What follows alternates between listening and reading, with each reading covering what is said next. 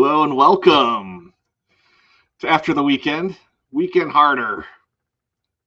I'm Marta the Icky, and I'm joined by my wonderful co-host, Beard of Liberty. Beard of Liberty. How you doing, sir? It's coming right for us. I feel like I Yeah. should have broke out the bolt action and just had it sitting right here next to me for this. A bolt action? Don't you think you need something a little faster? Yeah, but it's just people who don't know things are gonna look at that and go, "Oh, that's a hunting gun." Oh, okay, I got you. Gonna do some squatching. Yeah. I'd rather shoot that thing with the camera and then get some hair samples and make some money. But I live way down in Texas, and I guess it's a little bit warm for squatching. Well, I don't know if you remember that episode with JT. There was kind of There's always something. There's always something in Texas. Come on, man. Oh, it's true. I mean, okay, we don't need to go down that road. We got places. You got Bigfoot. You got Chupacabra. Yeah. You got all kinds of crazy stuff down there. Well, this is going to be a unique episode. We're actually doing more of a mini review of a movie, and but we're going to be joined by two guests that have some firsthand account Bigfoot stories. So I think it's going to be a lot of fun, and looking forward to having them on. So let's bring them out. We've got bird watching Mitch and AlaskaManJeff. Thank you guys for being here. How are you guys doing? Good. Much appreciated. Glad to be here. Well, we're excited to have you on, and looking forward to talking about this movie, but also looking forward to hearing your stories as well tonight. I think they're going to be a lot of fun.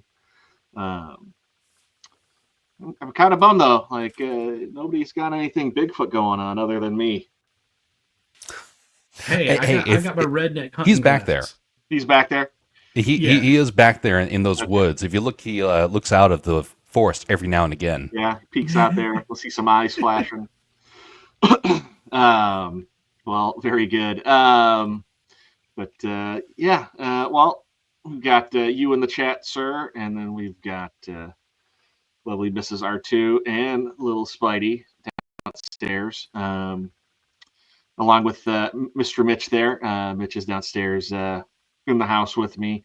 I was going to say, before we get into it, let's have you guys introduce yourselves a bit more. So we'll start with you, Jeff. All right. So I'm AlaskaManJeff. I've been streaming for a couple of years at this point. I have a background in traveling across the country, of which you're going to hear some of those stories tonight. Things that if you don't believe that there is a big hairy creature in the woods, there's a very high chance you'll believe it after tonight. All right. Looking at the stream, I've got a big hairy creature to the right of me. So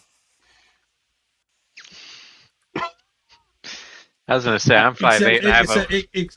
Except up here. Yeah, I was say I'm 5'8" and I wear a size 12 shoe. I think I count as a Bigfoot.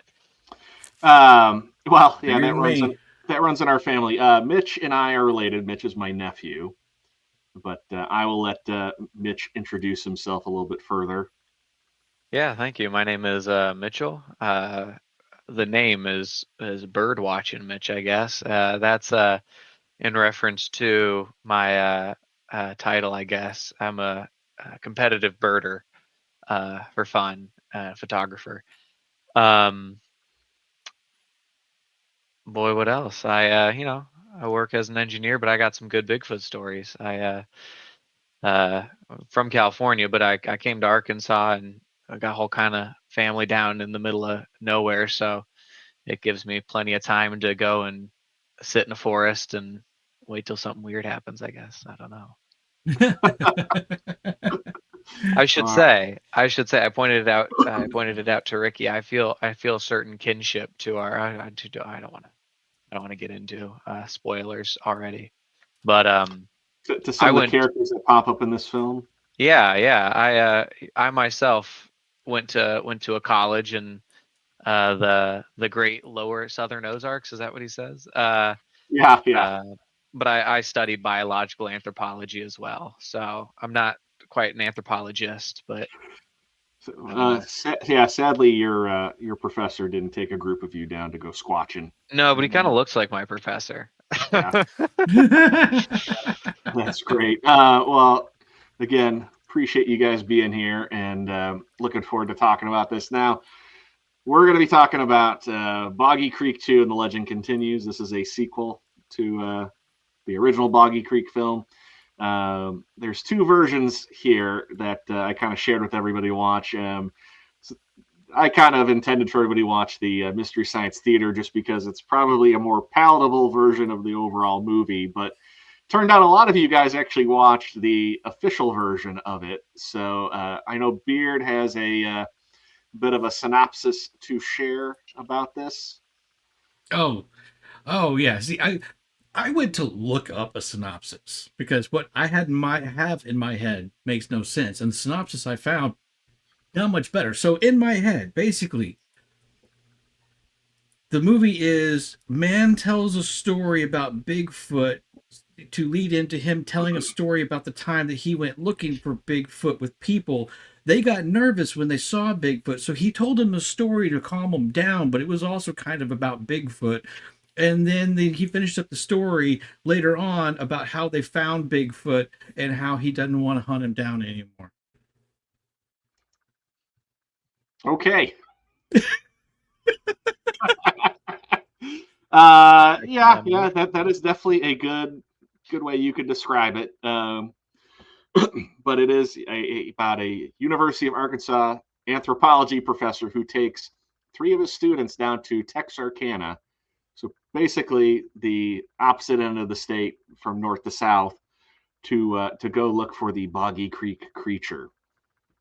And you wouldn't really say shenanigans ensue, but they go on quite the adventure. There's a lot of there are other films that feel kind of in the same vein as far as budget, tone, and acting. That if a professor and a couple of his students went down in this area, would have taken a very different turn. But this is Weekend Harder, but still mostly a family channel, so I'm not going to get into it. Sure. Yeah, there's a lot of cut off shorts in this film, and a lot of people. Unfortunately, it's male nudity here, but taking shirts off every time they get to a location for whatever. And the shortest shorts are on the professor most of the time. I was about to wear my Daisy Dukes. Yeah. Everybody's got them going on, but a product of the era. Yeah. But, we'll try to do this as much of our normal format and for what we cover, but there are definitely some information I could not find here. But we'll start off with the cast. Now, this was directed by Charles B. Pierce himself, who is the star of the film. He actually directed the original one, and he is actually known in Hollywood for being the writer for the first handful of Dirty Harry films. I think he worked on the first 3 of them. And so that's how he made a lot of his money. But he did a bunch of small films that he did film essentially around and in Arkansas. This is probably his worst film, and what he considers his worst film. But his best film was I want to say it's The Town That Dreaded Sundown is what it was called. Okay, that's a much more interesting title, honestly. Yeah. And this is actually the 3rd Boggy Creek film. There was a second sequel made, but it really wasn't made with his approval. So you could call this the 3rd film, but for him, it's the 2nd film. And then he, at the time, was actually married to the actress Cindy Butler, who plays one of his students in the film. During dinner, we were looking up stuff about this, and there's a 17-year difference between the two of them. And then on the far right there, his son, Chuck Pierce Jr., who played his student Tim. There was about a 7-year difference between him and his stepmom Cindy there. Also, Chuck doesn't like wearing shirts. Tim, the character of Tim, is constantly Tim. Every time they get to a location, he takes off his shirt. But his films featured a lot of his family. In fact, the gentleman who rents them a boat, that's his dad, Charles B. Pierce's dad, and then his daughter played the girl at the lake with the black bathing suit and the headband there, as well. Now there was somebody who is somewhat famous that was in this film. If any of you guys were fans of The King of Queens with Kevin James, Victor Williams, who played Deacon, his best friend, played the little creature in this film. But I see none of you guys watched The King of Queens, apparently. I've seen a few episodes and never really watched much of it. Well, I figured I'd mention that one. And then another staple of Charles B. Pierce in a lot of his films was Jimmy Clem there, who plays Old Man Crenshaw, or just Crenshaw. He worked with him for about 10 years and played various characters. This is the first time I've ever seen him in a film, but I am actually kind of curious to watch some of Charles B. Pierce's other films after seeing this, just to see what they were like, and for the fact that since me and Mitch are in Arkansas, just to see some other films about Arkansas, even if they are low budget. Yes, embrace your low budget culture. Yep. So, what do I got next? I think I got some pictures. So, yeah, here's a bit more of some of our cast of characters that we see. We've got Doc, the two girls, Tanya, and now I got to go back. Now I forgot what was her name. Leslie. Okay. Sorry. And then Tim, of course. And then there is quite the array of country bumpkins. That's the best way I would put it that they encounter along the way. Because the four of them are pretty southern, and then they actually get referred as city folk. Yeah. By the people in the in the gas station they get supplies at. And I'm going to go back real quick to the cast photo. If you watch the Mystery Science Theater version, there's a moment when they walk in and they're greeted, and one of the people riffing the film go, "Excuse me, do you sell turquoise plastic pith helmets?" This is gigantic. Just noticed that helmet just resting there. So yeah, there's a couple of good jokes in that version. But yeah, I mean, I guess what could you guys say about some of the people they encounter there that I have on display? There are definitely some stereotypes played into, and I bet all of these people are lovely individuals that had a good time on the film, but oof, yeah, sometimes oof. Man, I beg to differ. I see a lot of unfortunate truth here. That is very true. We won't go too hard into this in case any family watches this, but I'm not talking about family. I'm talking about people I've seen at Walmart. Well, I'm not talking about our actual family either. I'm just saying though, in case anybody got a hurt feeling about the stereotype. Yes, you definitely can find some of these people in. If you go a little south from us, maybe about an hour or so, you could start to encounter some folks like this here, there, and yonder. I know that the. Oh, sorry. Go ahead. No. I just I figured Mitch could agree with me on that one. Yeah. Oh yeah. I was just noticing, and I know it's completely unintentional, and it's just happenstance that the frame that was picked in the top left there, as he's leaned back in the chair with his hands up in that position, has a T-Rex in the background. It kind of looks like he's doing T-Rex art. Am I the only one? Am I just like I guess now that you've said it, yes. It's just such weird framing. I'm sorry. I'm searching for something here. There is a lot of very unique framing and blocking in this film. That is for sure. I would also say you can find a lot of these people at Dollar General too. That's more accurate. Bottom right's got a little bit of a mice and men moment happening right there. Yeah, that's Crenshaw and Doc, and you know, if I don't know if you guys picked up on this, but anytime Doc is handling a handgun, he is clinching on that thing for dear life. I've never seen anybody squeeze onto a handgun like that. I mean, and not only that, like he gets like his ass arched all the way back, and he's got the gun raised up like this. And okay, there was a point in time where, like, we see it down there in the bottom where he's got, you know, that stance. That was kind of like, that's what you did, because part of it apparently was based off some dude who was just a really good shot naturally, but it wasn't because his stance actually was beneficial to most people who handled firearms. But it was kind of this over the top, you know, crouch down while behind it with everything, you know, it's just as ridiculous as it looks. Yes, to some extent, maybe not as extreme as we see in the movie. Some of the behavior is just kind of normal for the time. It's ridiculous to anybody who has combat training. Yes. Well, but like he's clenched so stiff, it's like he's preparing. It's like if you were like, you know, in a car and you're about to crash and you clench up. Like that's how I feel he's handling. Uh-oh. I was going to get that down to demonstrate, but I forgot how I put it up there. And if I take it down, it's not going to go back up easy. So never mind. Well, no need to do that. But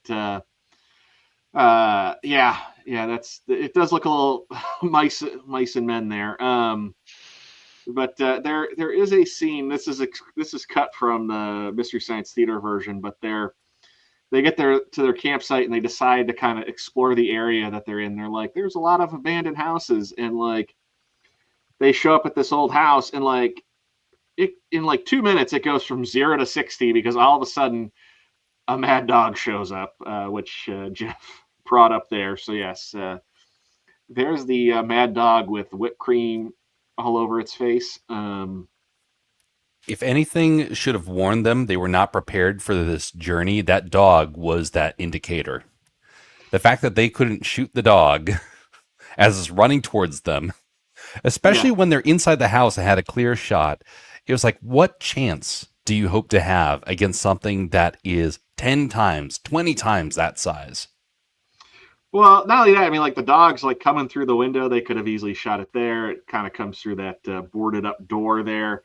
This made me wonder that was this something that you really had to worry about, I guess, at a time, like mad dogs just showing up out of nowhere? Yes, actually, that was something that I have heard about back when it was a bigger problem. Now I don't know what all the diseases were that would cause it, but yeah, that is something where a wild animal that goes into that savage mode is definitely something you want to deal with quickly. Okay, yeah. Because it was so over the top.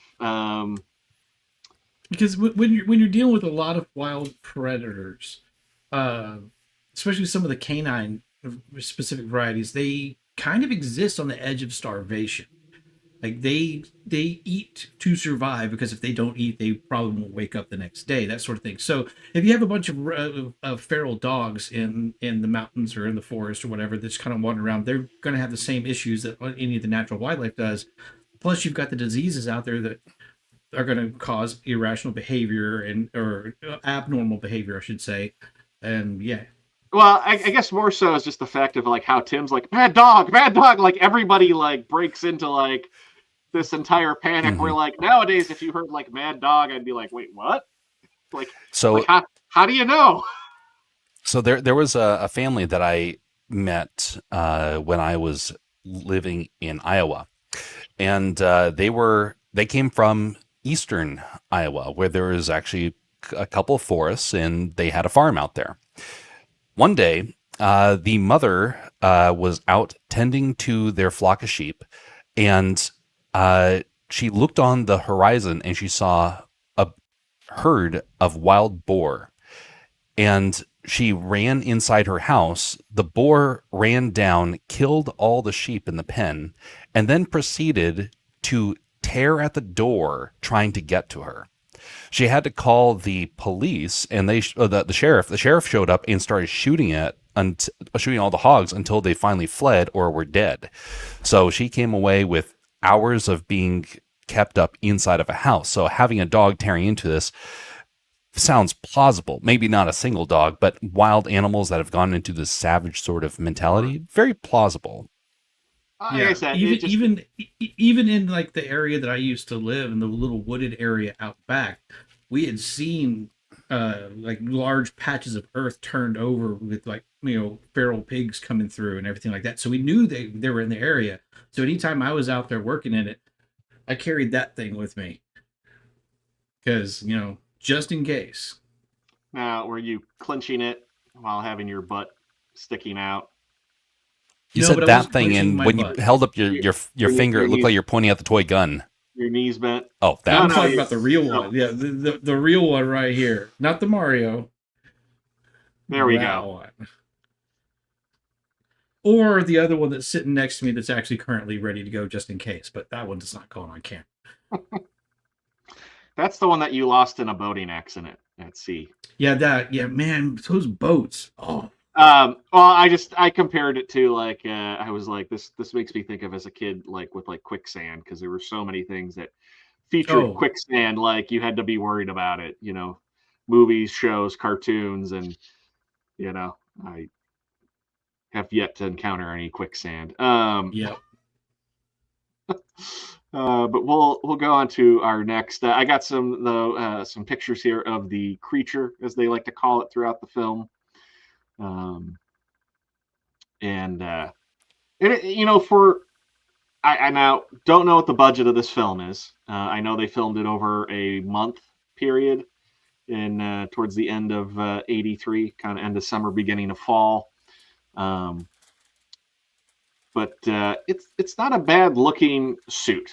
I mean, you can see the mouth move, and you know. Yeah, all things considered, yeah, that's probably the most admirable part of the movie. The most admirable part. Yeah. Now, an interesting thing, and there's actually a line where the character of Crenshaw talks about the creature being able to swim, but you don't hear about that till later in the film. But they kind of almost treat the creature as like Jaws in a few scenes where it's going underwater. It seems more like a submarine going along than something actually swimming, because there's like a crap ton of bubbles that pop up as it's going, like an absurd amount of bubbles. Fun fact, apparently this Bigfoot is like a hippo, so dense that he just walks along the floor of the water of the lake and the river. Yeah, and then just reaches up and grabs, you know, deer and other things. The deer with a zipper on its neck. The deer that started vomiting as it screamed. It started vomiting tomato soup up. That was such a weird opening. It very, very much was. We've got Dad Man walking. Hey, Jeff. Howdy, Dad Man. But yeah, the again, for the level of budget,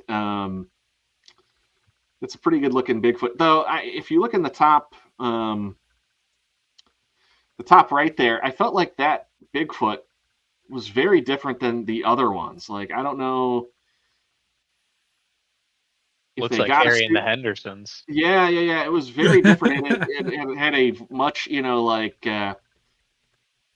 more like primitive, you know, like almost caveman, you know, kind of design to it, I would almost describe.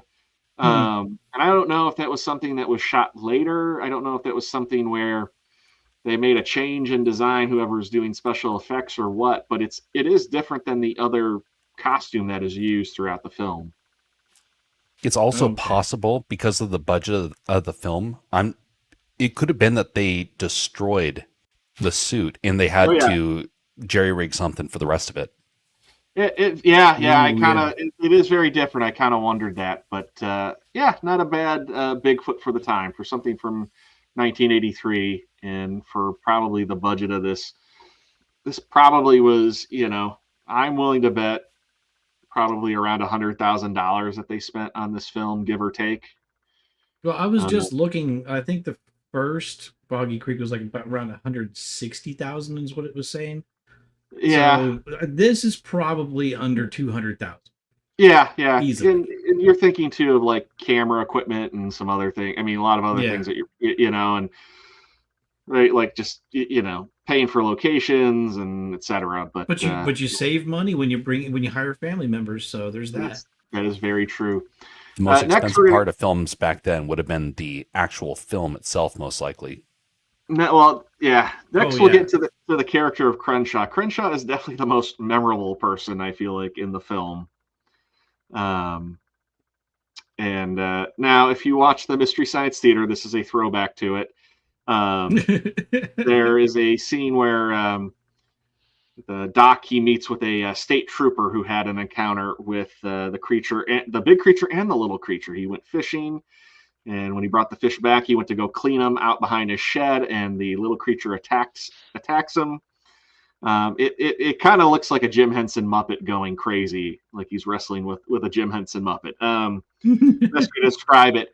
And the trooper goes, "Oh, you need to talk to Old Man Crenshaw." And when they show up to Crenshaw's place, he comes around the corner and he's like, "Who are you?" And Doc explains, "Well, we're here because Trooper Williams said we should come meet you." One of the characters from Mystery Science Theater goes, "But Trooper Williams said nothing about his marvelous breasts." That's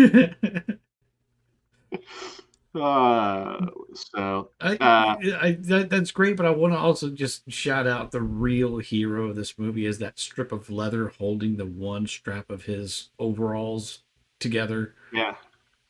Would you say second place is the broccoli rubber band wrapped around his head? I do like the broccoli rubber band, yes. Mitch, how about you? Do you have anything any commentary you've got for Crenshaw? How about Crenshaw? No, I did. It was stressing me out watching the overalls. I do like Tim, I think, right? The kid. Yeah. Who's always taking his shirt off. I really appreciate how it's kind of one shot as they pull up to Crenshaw's cabin, and you can just see like Tim get off the boat and like walk right up to his porch, and in the background, as they're like all introducing themselves, he starts taking his shirt off. They show up to a couple of it's a really bizarre social thing that Tim's got wrong with him, because that's not how you meet people, Tim. Well, it's like, now that we've been introduced, I would like to make myself more comfortable. I hope you don't mind. I'm gonna take off my shirt. I mean, to be fair, there's a lot of nipple happening on Crenshaw. I wouldn't of all the people to take my shirt off. Do you think Tim felt intimidated by Crenshaw? It was like, I would, frankly. Tim just likes to put himself out there. He doesn't like to have any barriers up. No.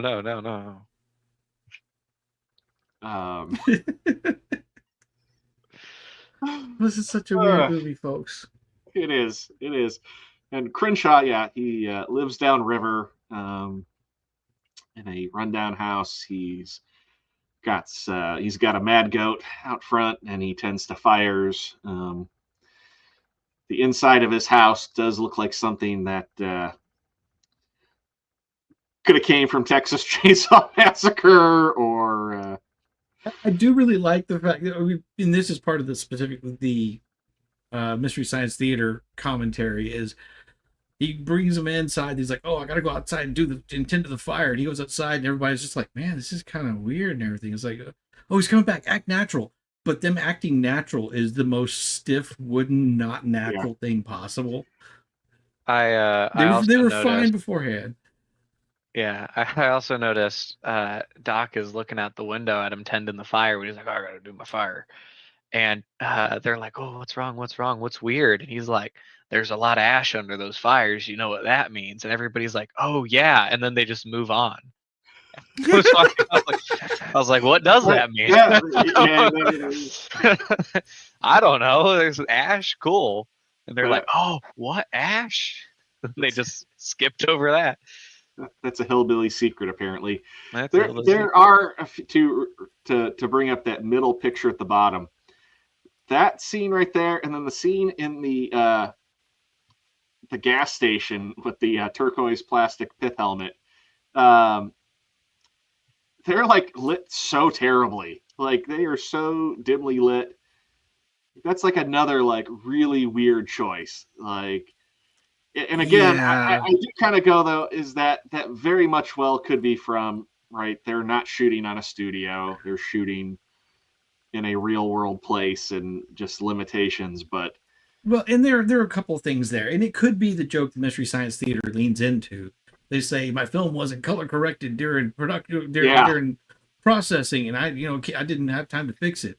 Could be something as simple as it was processed wrong, because you're dealing with physical film and the chemicals, the timing to develop things, and everything like that, the exposure, all of this stuff. But you're also dealing with the lighting at the time. How much time did they have to shoot? So were they rushed in setting up the cameras? I can say personally from my couple years of very amateur photography, you show up to a place, sometimes you go, all right, I'm ready to go. You start shooting and realize, oh crap, I've got so much stuff that is absolutely unusable because I didn't take the time to set my exposure right. So it could have been that it was just run and gun sort of filmmaking. They could have just legitimately been losing light and they didn't have time to come back to that spot on another day. So it could be a number of things. yeah. Well, I also love how the cicadas are so overwhelming in a lot of the shots. You can tell that they filmed it on location. Now, Beard, I got to say, you seem to know a lot about what's going on, and I think you should just admit the fact that you were the stand-in for Crenshaw. Oh, yeah. That was back in the day when I had, wow.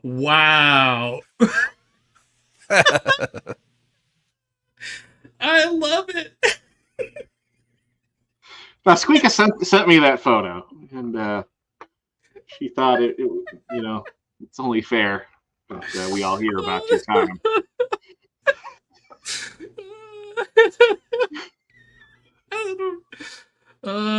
You're welcome, folks. You're welcome. I don't let the girls out for everybody, but for this show, Freedom Chi-Chis. Freedom Chi-Chis. I was waiting for Jeff to be like, I'm done here. His face says it. I'm out, folks. I'm out.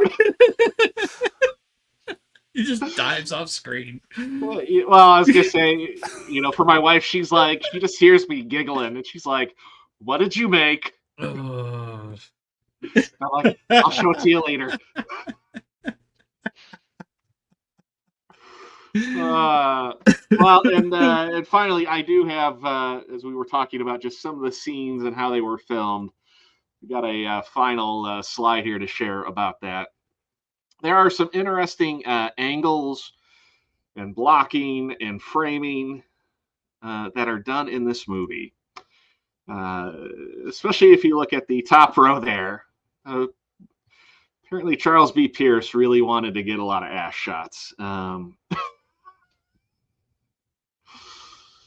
Where did Jeff go? Jeff's missing out on this part. Including his own. And he that, got his own. That bottom left.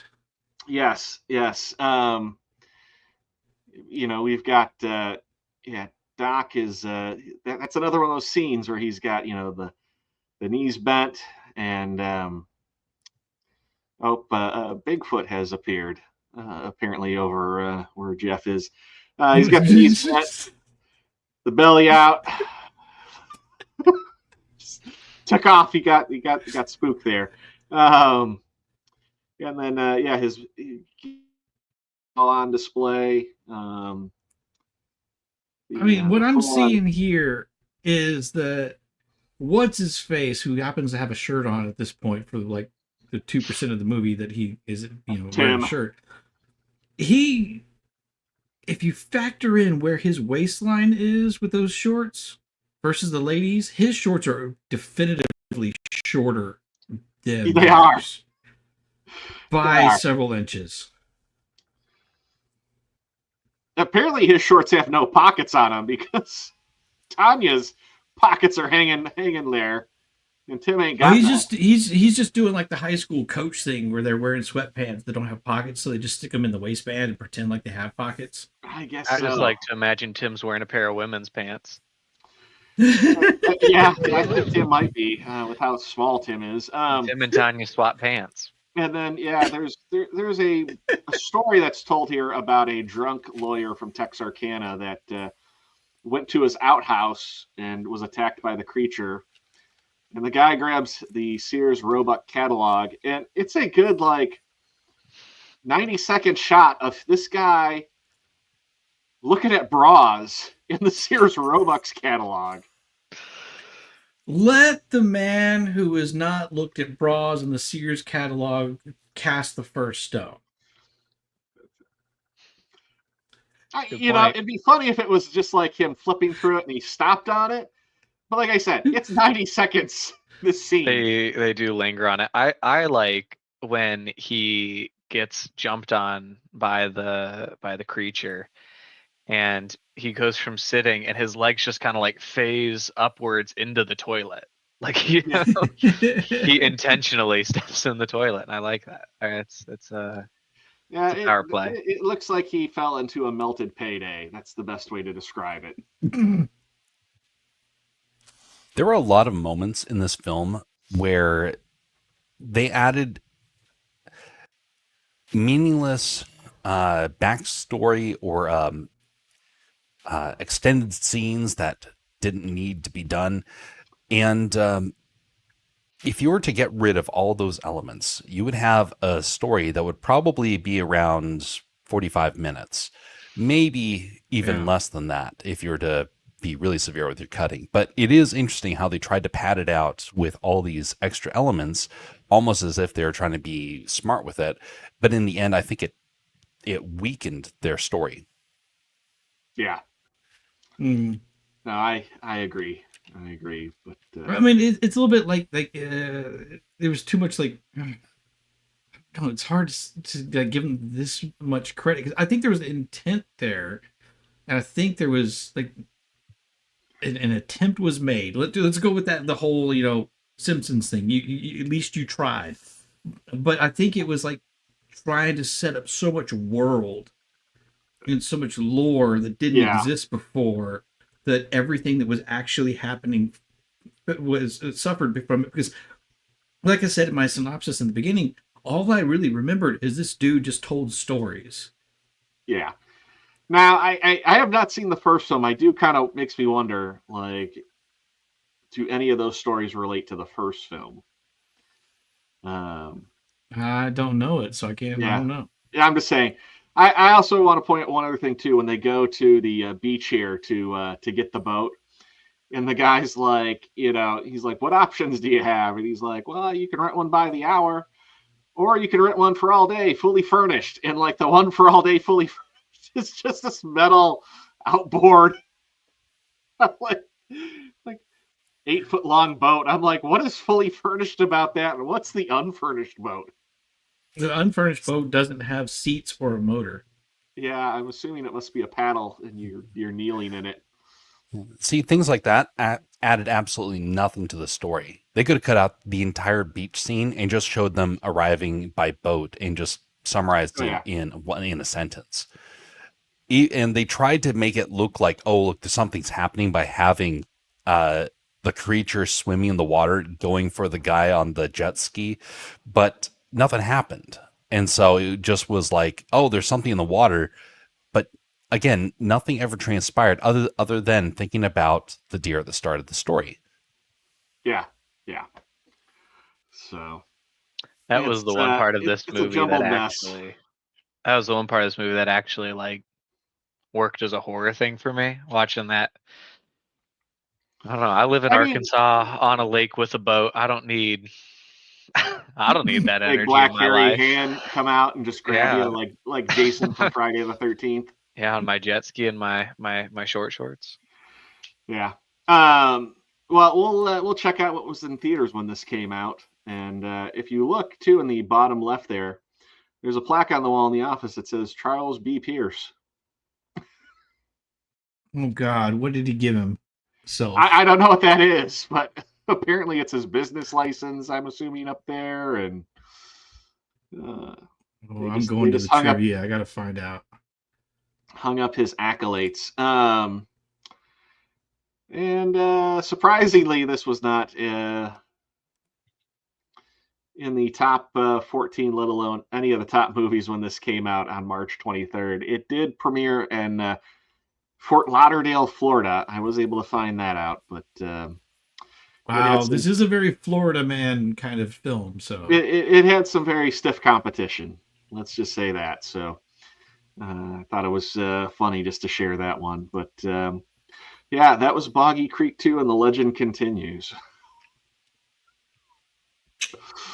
And hopefully you all don't hate me for making you guys watch that. I can say I just want to see like Mitch just like step up on a soapbox and sell this movie to a random crowd, because I think he could do it. It's like, you're gonna love this, and here's why. I say, you trying to say, do you want my pitch? Do you want my pitch? Gosh, I mean, let's give us your 60-second pitch. Like sell this 60-second pitch. Oh God! Wait, have you let me ever provide you? Let me provide you with some inspiration first. Okay.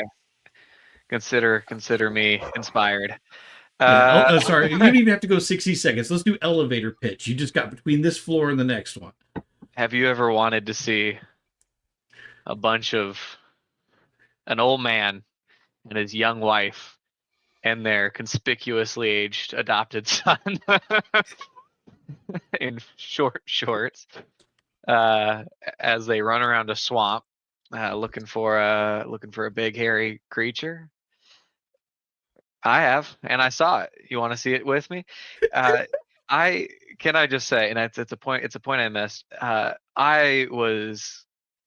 forgot that there was a Bigfoot when Crenshaw was being all like weird and violent initially when they first pull up to his cabin, and then he grabs the doctor and is like, "I need to show you something in private," and then they like bring him back. I was convinced he was going to get killed. I mean, and then he's like, "I got a proposition for you. When other people don't take me up, it doesn't go so well." I was like, he's gonna murder him. He's gonna murder him. All right. It's just like, other people come looking for this creature, and it's like, and then he just opens a door, and it's like, it's bound little, which is sad. But I was, yeah.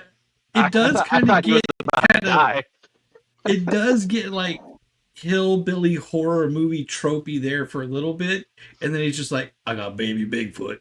Can you help?" It's like hard cut Bigfoot, and it's like, and then the girls just show up, and they're like, "Oh no, he's dying." He's basically Lenny, and Bigfoot is his rabbit. You just got to save the rabbit from Lenny. Yeah. I also like that he cannot comprehend that there are different kinds of doctors. Like, you're a doctor? I do like, too, like, they're like, he's not going to make it if we don't get him to a doctor soon. But then they just hand him over to the big Bigfoot, and he's walking along at the end. Yeah. That's all he needed. Mother's love.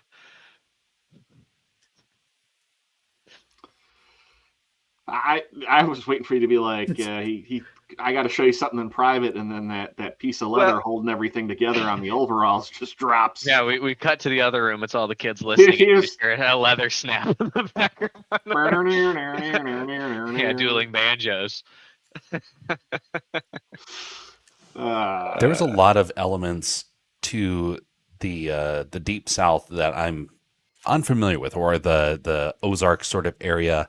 I've lived in that area before. I didn't go very far in, but that culture never quite made sense to me. And the little town that they go to, I know that stuff exists in America, but their denial of stuff, the way that they behave was just very off-putting for someone that doesn't come from that sort of a background.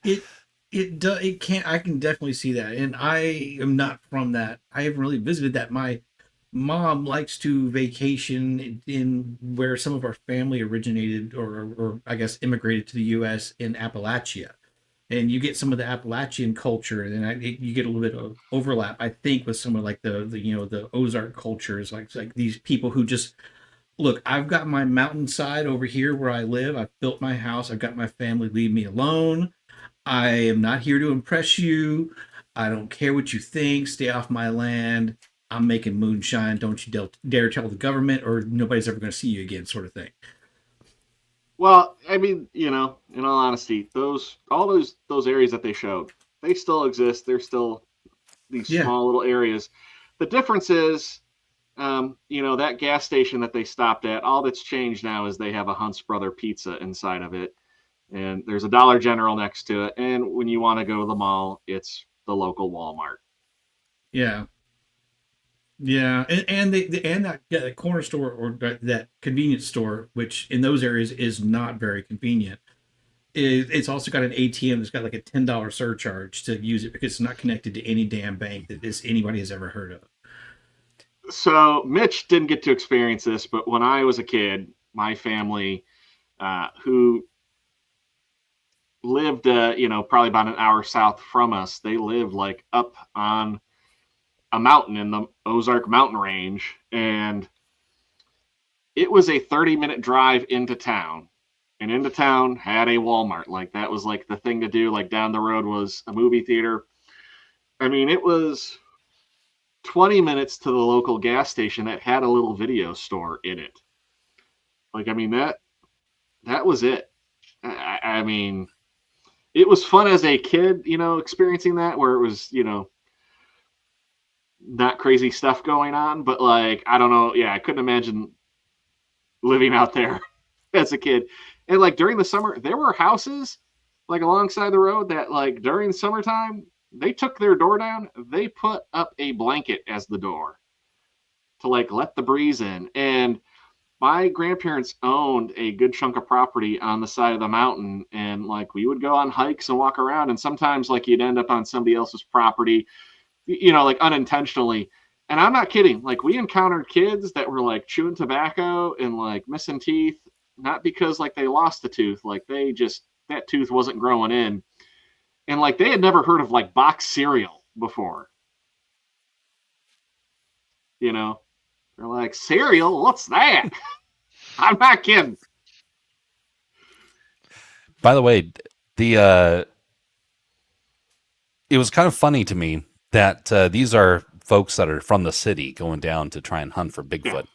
Yeah. And they're kind of being mocked by the local people. Like, what you guys doing out here? You guys are not going to find anything. There is no monster out there.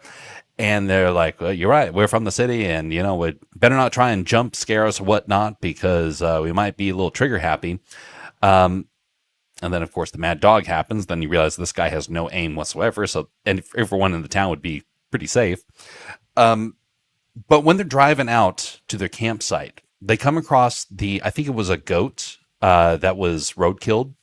A deer. And they go up to it and they say, oh, this must have just recently been hit. It's like, well, now your city side's starting to show out. The goat's bloated. It's been there for a while. Mm-hmm. Yeah. Which means that they actually killed a real goat. Animals were harmed in the making of this film. Or they were driving down the road, he saw it and thought, that'll be good in the movie. Everybody pull over. Give me 5 minutes. I'm going to write you a scene. Do you know how often there are dead animals here? In fact, R2, his grandma, my great grandma, has a great story where she had just recently moved here for like the third time, and she was driving down the highway, and this car came this way, hit a deer, and it came clear up over and smashed into her hood, and was still like kicking and alive. And the state trooper came down and was like, turn around, ma'am. Shot it in the head on the hood of her car and said, do you want to keep it? And she was like, no. And then a semi pulls off and goes, hey, you keeping that deer? So it's a culture here. Well, I was going to say, being a kid coming to visit and visiting cousins, there was, well, Mitch knows this person well. Yeah, where his parents used to live. You just walk up the road, and there was like this deep, like cliff right there, and like without fail, every time we came to visit, there would always be, and it would like show up like every couple of months. There would be a decapitated goat carcass sitting in the bottom of this cliff, like a new one.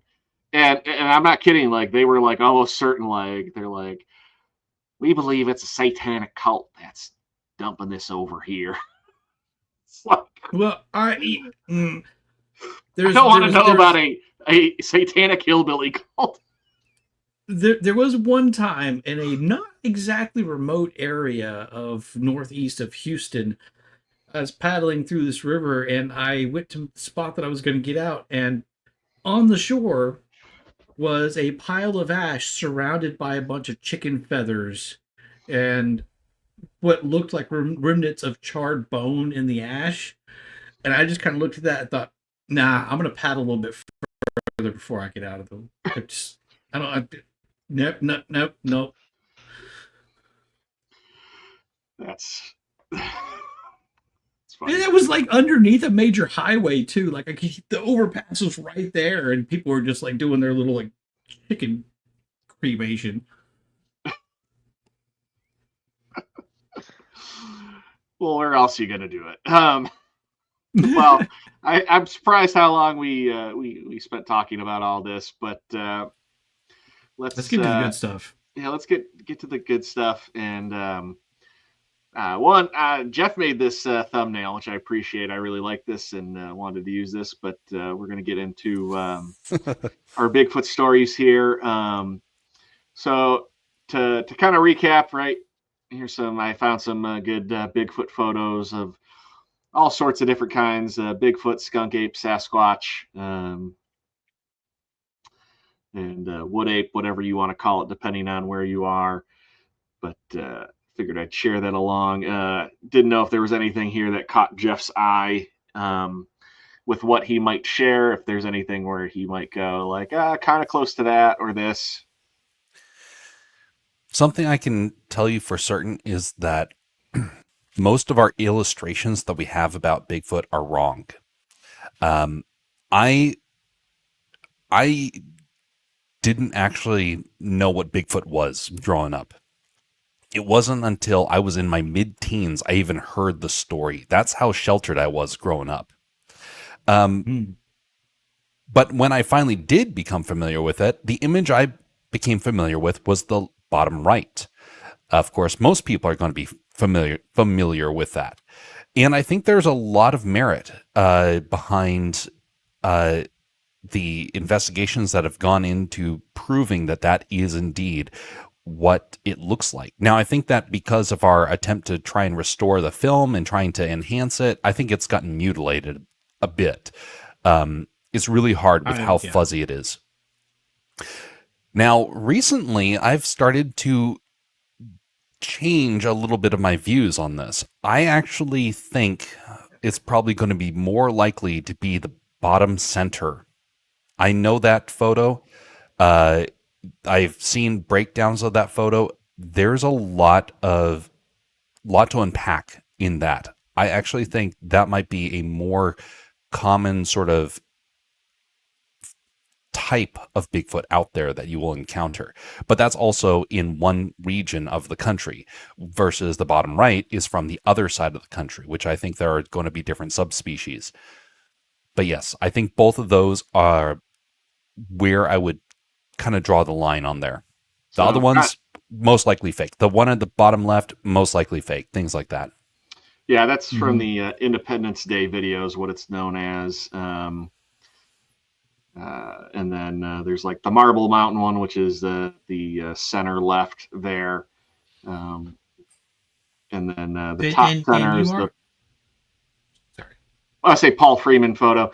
The top right is one of my favorite, and that is the Mississippi Bigfoot, where this guy's like, help, I think I found a skunk ape. And just, you can hear it like kind of pulling apart this tree and it stands up. And I do think that's a really, really interesting photo or video. And then the center right is a picture that recently came up about a year ago from a trail cam that a lot of people have been debating about, that I thought was pretty good. But Well, and I just did want to point out what you were saying, Jeff, about trying to enhance some of this older stuff is and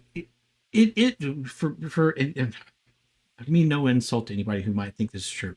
It's not like NCIS or CSI where it's zoom and enhance. It's not what it is.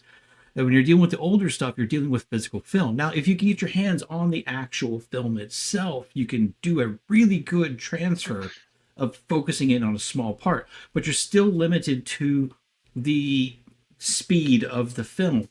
So if the film is a faster film, it has more film grain, which means you get less detail on the small parts. So even if you have film, depending on what type of film actually was, you might not be able to get a very good, clear sort of magnification of a small part of it. And then once you start factoring in digital stuff, digital sharpening, focuses on edges that could be individual pixels. So now instead of one area being 4 pixels of green, you've got 4 pixels of various different greens and black overlapping one of them. And then you've got some of the AI algorithms now that are trying to do things, but then that kind of garbles things in general because it's not meant to be viewed up close. It's meant to be viewed from far away. So yeah, a lot of these, there's only so much you can actually do. And the AI stuff is going to make it near impossible to try and prove this creature at this point. And it's one of the, when it first started coming out and people were sharing the Bigfoot AI stuff, I thought, dang it, there goes all the people that are trying to do legitimate investigations into this creature, trying to prove it with video. Now you're going to have to shoot it at this point to actually prove anything. And I did not want that to be the solution. And because no one's going to believe it otherwise. Like I full on the comedy Bigfoot vlog stuff is damn funny, but I hadn't really thought about that it's so good that your option is no longer shoot it with a camera. Well, at this point, it's still, though, to some extent, it's very guerrilla-ish compared to anything else. But yeah, I mean, give it time, it's going to start looking. Well, I mean, and if you haven't experienced a personal interaction with this creature, then who are you to look at an AI thing and go, no, that doesn't look like the real one? Nobody else is going to know. So yeah, I see what you're saying, Jeff. That actually is kind of tragic. We've gotten to the point where you will have to prove it by shooting it and stuffing it and dissecting it. I would like to address what Defro mentioned. I do not think of that as legitimate. I think that is one of the fakest looking videos out there. Yeah. There was a YouTuber that met up with him and was like, this guy has got Bigfoot prop hands in his truck and all kinds of sketchy stuff. Yeah, I definitely agree with you. I think that guy is a shyster. There's a lot of people that really want to make a lot of money off of this. And the people that I find that have some of the best proof are the ones that don't want their name associated with it. They want people to try and find it. But now people can just come along and say, nope, you just created that with AI. Or up until now, people were saying, hey, you were using special effects to do it. But then you get special effects people to come in and tear it apart and say, no, this is not possible, or this is not possible. Yeah. It's really, really hard now. Yeah. It's interesting. So, what were you going to say there, Mitch? I was saying it's interesting. You said the only way to prove it is to shoot one now. I don't know if, I guess Jeff might be familiar with this, but it's been a minute since I've looked at it. But it was a really interesting thing on the BFRO website because they're all about killing one, frankly. But they, if you've ever heard of the BFRO tagging project they did, trying to tag a Bigfoot, they believe they successfully did once, and I think it's BFRO tag 9, number 9, where they believe that they had tagged one for a couple of months and had kind of traced the way they migrate during different seasons. It's pretty interesting. Interesting. Yeah, I have not heard about that. That does sound super intriguing. Well, let's I've heard a couple different stories. I've heard some of Jeff's stuff before. I've heard there's a couple of other people I think that kind of rotate through our sphere of creator influence or whatever that have told some stories. But so let's get in. I guess let's kind of get into the personal stuff here. I haven't heard any of Mitch's stuff, obviously. Well, we'll get to Jeff. Jeff put together some slides here, so I'm excited to hear him talk about what he's got. So these are great. So this should be an interesting thing. This is the first time I've tried to put illustrations to my memories. I've wanted to do this for a long time. I had like rough sketches. This is the first time of like legitimately sitting down and spending a couple hours just to try and sketch things out. Not nearly as nice as I would like them to be, so understand this. Not. I still think of this as something that could be improved in the future. But I do want to start off by mentioning that a reminder that I never heard of what Bigfoot was in any way, shape, or form. The only thing I knew was that there were all sorts of known wild animals in North America. They were bigger than you would find in many parts of the world.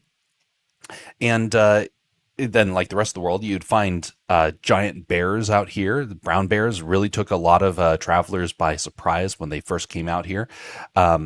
You have moose, you have elk, you have mountain lions. It's a very dangerous territory. But I never thought that there really could be anything that we don't know. And so I grew up with that belief. There is nothing out there that is unknown. Well, my family did a lot of camping growing up. We did a lot of traveling across country. I've gone across the continent 3-4 times at this point. It's like a pseudo for the fourth one. So I was like, but it is interesting. I've gotten to see a whole lot of our country, and I feel very comfortable in most areas, especially the mountains in the Northwest. I'm very familiar with that. And when we were traveling, when I was in my early teenage years, we were camping. And this was one of the last camping trips that we did as a family. We had a big tent where all of us would be sleeping in there along with the family dog. And we were out there and the wind started to pick up. And a storm blowed in. And so the sides of the tent were just going all over the place. It was very hard to fall asleep. And in the middle of the night, I woke up because the wind was blowing even louder, but there's something else, and I couldn't figure out what was wrong. And I just laid there, looking up at the top of the tent. And there's a bunch of lights that were around the area because this was a public camping ground that was kind of treated like a motel. There was a little area where you could have showers and toilets, and so it was pretty modern, you could say, for the time. And there we were, middle of the night, and looking up at the ceiling of this tent, and a shadow moves across. I thought, that's really weird. There's no trees near us, and so I hear something that's moving by. Now, when I was that young, I didn't really know how to deal with trying to get your eyes nice and cleared after kind of waking up. And so I had horrible allergies. And so my eyes were just encrusted. And so I'm trying to clear them as I'm unzipping the tent. And you can see in the photo, I'm rubbing my eyes because I was desperately trying to see what it was that just moved by. Now, to me, it was very blocky. I could not make out what it was. It was all blurred. It was big, and it stood about twice the size of a man, or about twice the height of a tent. It was very startling, and so I'm desperately trying to get my eyes all cleared up, but it's spitting rain, and by the time I finally can see, it's gone. It walked off to the side, and I couldn't see it again. I started to think that maybe I was hallucinating it because I had heard that, hey, that you can't trust a kid because the kid's going to have like a vivid imagination. And I did have a vivid imagination. But I also was somebody that was very logical. I still am. And so while I do have a good imagination, I always know where the imagination stops and reality starts. But this was the first time that something mysterious happened when we were traveling. I have no idea what it was. And that's how it kind of was in my mind for a while. If you can go on to the next one. Sure. Well, that was until I was camping in the Southeast. Now, I was with scouts. We were learning about how to be able to find where we were based upon the stars. We were doing other things around there, including hiking throughout the territory.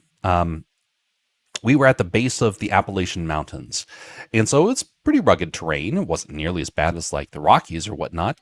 But during one of the days, I'm trying to finish up a merit badge for hiking, and my legs are killing me. And so I'm lagging horribly throughout this whole thing. And I'm getting ridiculed by the leadership of the scouts, and like, hey, you need to keep up with us. We're doing this for your merit badge.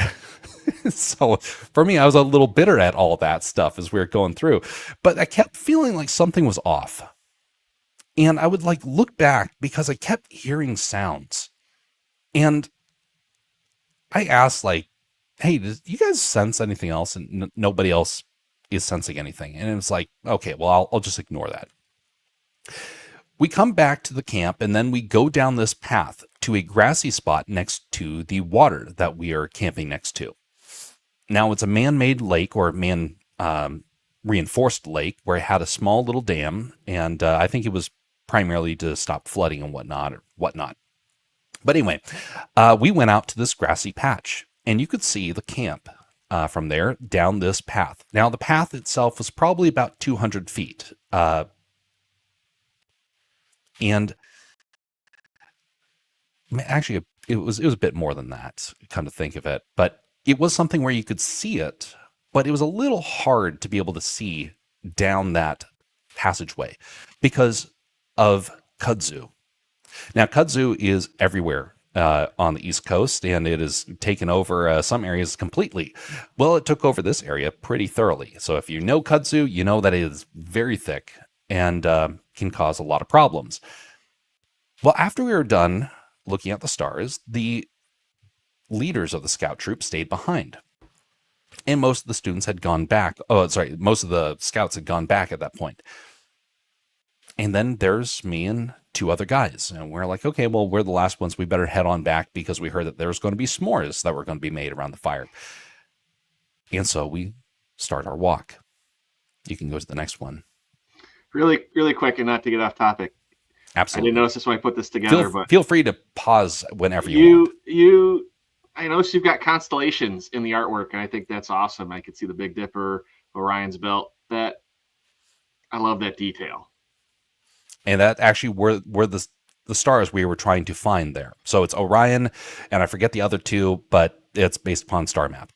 Yeah. No. I mean, like I said, when I was putting this together, I didn't catch that, and now I'm seeing it, and I'm like, that is really, really cool that you've got the constellations up there like that. That's great. And I do want to go and just toss out real quick because I knew kudzu. I didn't know it by name. I looked it up real quick. It's one of those things you know it when you see it. And this right here, what you're looking at, it's when you see like whole tree trunks just disappear behind this wall of green, this vine, whatever it is, it just kind of grows over everything. So I just want to make sure people understand when you say like that you had this thick covering of kudzu, that is a thing you cannot see through. It takes over everything. Thanks for the clarification on that. But go ahead. I just wanted to toss it out there because I felt like I had heard it. Well, that's okay because when you first said it, I knew it. I was like, is that another term for Bigfoot? I've never heard of kudzu. Sorry, I forget because travel all over the place. I thought it was standard knowledge at this point. No, it's okay. Like just the way that you started to say it, you're like, and kudzu is everywhere, and I was like, wow, I'm like, Jeff's gonna get real deep into.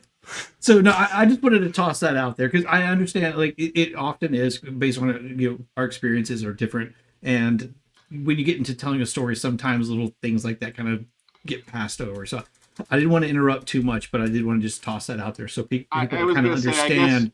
just You're the- not looking at like a forest wall or a trail like you would think. You're looking at basically a solid green wall of that right there.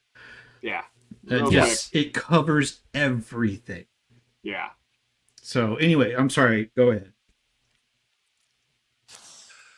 So we're walking back, and we can hear the scoutmasters behind us talking, and finally it fades out, and we're just there with our flashlights and a little camp light, and they were weak. If you know, early 2000s, late 90s, we still had the really weak flashlights that were like in the stores everywhere, and we had some of those. So very narrow, hard to see anything, and it's pitch dark in there. And if it hadn't been for the kind of the 360 illumination of that lamp, it probably would have made it a lot harder to tell what was going on. Well, as we're going along, we hear something, and it causes us to pause. Is a growling grunt. And we just turn, and I knew there were black bears in the area. I knew there were stories of red panthers, but this was not that. Now, remember I said earlier, I grew up traveling and camping and whatnot. I know my animal sounds very thoroughly.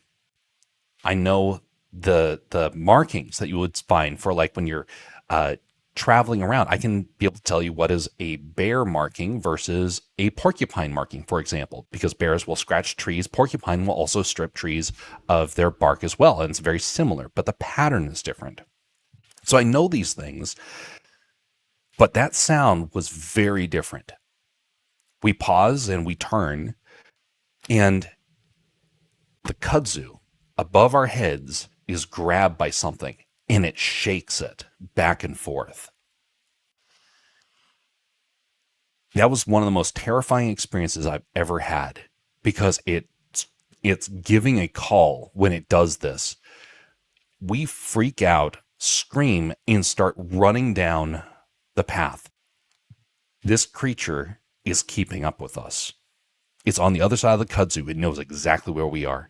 We can't see it, but it is keeping pace with us and making sure that we know it's there.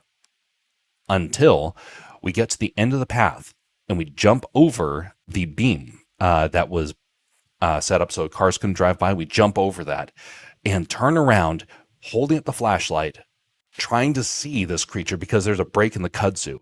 It won't come near. And we hear it grunt more and turn around and leave. The other scouts look at us and are like, what's wrong with you guys? The other two guys were in shell shock. They wouldn't talk about it. And I said, there was something that was following us. And I said, oh, it's probably a fox. A fox that could reach up and grab kudzu above the heads of kids. And by the way, I was almost at my full height at that point. What is your So- full height? So around that time, I was about 6'1". Wow. Okay. So I ended up maxing out at 6'4". But for perspective, that's the sort of thing that we were dealing with. So that really freaked me out. And I waited until the scoutmasters got back, and I said, did you hear anything? Because I wasn't going back out to them.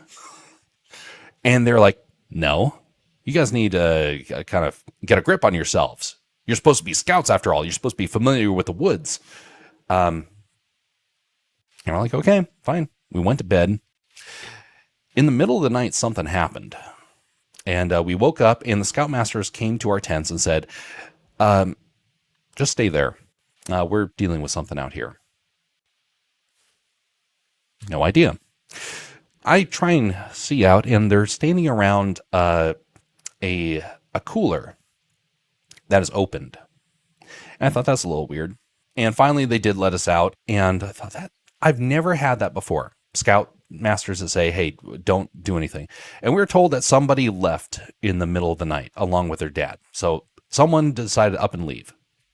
I never thought about that really until recently, about how weird that was. Someone up and left. I wonder if they had seen something, because the cooler, which had a lock on it, was broken clean off, and the stuff in there had been rummaged through, and some of it taken. Around that time, I was willing to say that there was something in the wilderness, but I couldn't tell what. Now, this prompted me to want to learn more, but I couldn't really tell because my parents wouldn't allow me on the internet. And so I just thought, well, there's something weird. Somebody was probably trying to do a prank on us, might be a local. But I just remember that sound. The sound was so weird. If you can go on to the next one. A few years later, we were camping in a trailer. Thankfully, my parents decided that they were done with tent camping, and we decided to utilize a trailer. We went out to visit some folks on the mountain of Idaho, and in the mountains of Idaho. So it's pretty dry out there, and there's a lot of ravines. And someone bought a property out there, and they were in the process of preparing it for a home one day. And they were clearing out, getting all the gravel put in, but they put up a yurt in preparation so they could do the construction out there. Everyone was sitting around the campfire, and they were in a bit of a heated discussion, and I did not want to have to deal with that. Now, you can't really see it in this frame, but there is an outhouse that is off to the lower right. So it was outside of the firelight. And so you would actually have to use a flashlight to go down there. Not necessarily something that was very comforting in the middle of the night, because we had heard about how you have to watch out for mountain lions, because they will actually hunt at night, and it is a very real threat. Well, I heard mountain lions. Hey, I wonder if I will see a mountain lion. It's dark out. They're probably going to be hunting. And I had always wanted to see a large cat in the wild. So I stood on the edge of one of the ravines looking out. And in the background, I can still hear folks around the campfire arguing, and I have no idea what they're talking about. But I just didn't want to be a part of it. So I'm looking around, shining my flashlight around, because it actually had a higher strength than what I was used to. And I was very glad for that. But then I turned around. You fast forward a bit. You can go to the next frame there. There we go. I turn around to address the people at the fire, and I hear something behind me. And because they basically told me, like, hey, stop bothering us. So I was like, okay, fine, I'm going to look back. But I heard something that was down in the ravine. So I turned around and go to the next frame. And my flashlight catches glowing eyes. And I hold the flashlight there. It's in a bush. And I was excited. I thought, oh, that's got to be a mountain lion. Because if it's going to be like a non-predator, it will have red eyes typically. And I thought yellow eyes, that's actually a bit more promising. And I'm holding the flashlight there. I'm trying to like figure out what it is, because the bush is not big, but it's very weird that a wildcat would just stay there and just wait. So I thought that was a little bizarre. You can go to the next frame. I turned back around and said, hey, I think I see a mountain lion down there. And they say, that's ridiculous. There are no mountain lions around here, especially during this time of year or whatnot. I don't know. They were very upset with their heated discussion. They were basically like, shut up. So I turned back around. Next frame. And it was gone. Now, at this point, I could hear something moving to the north.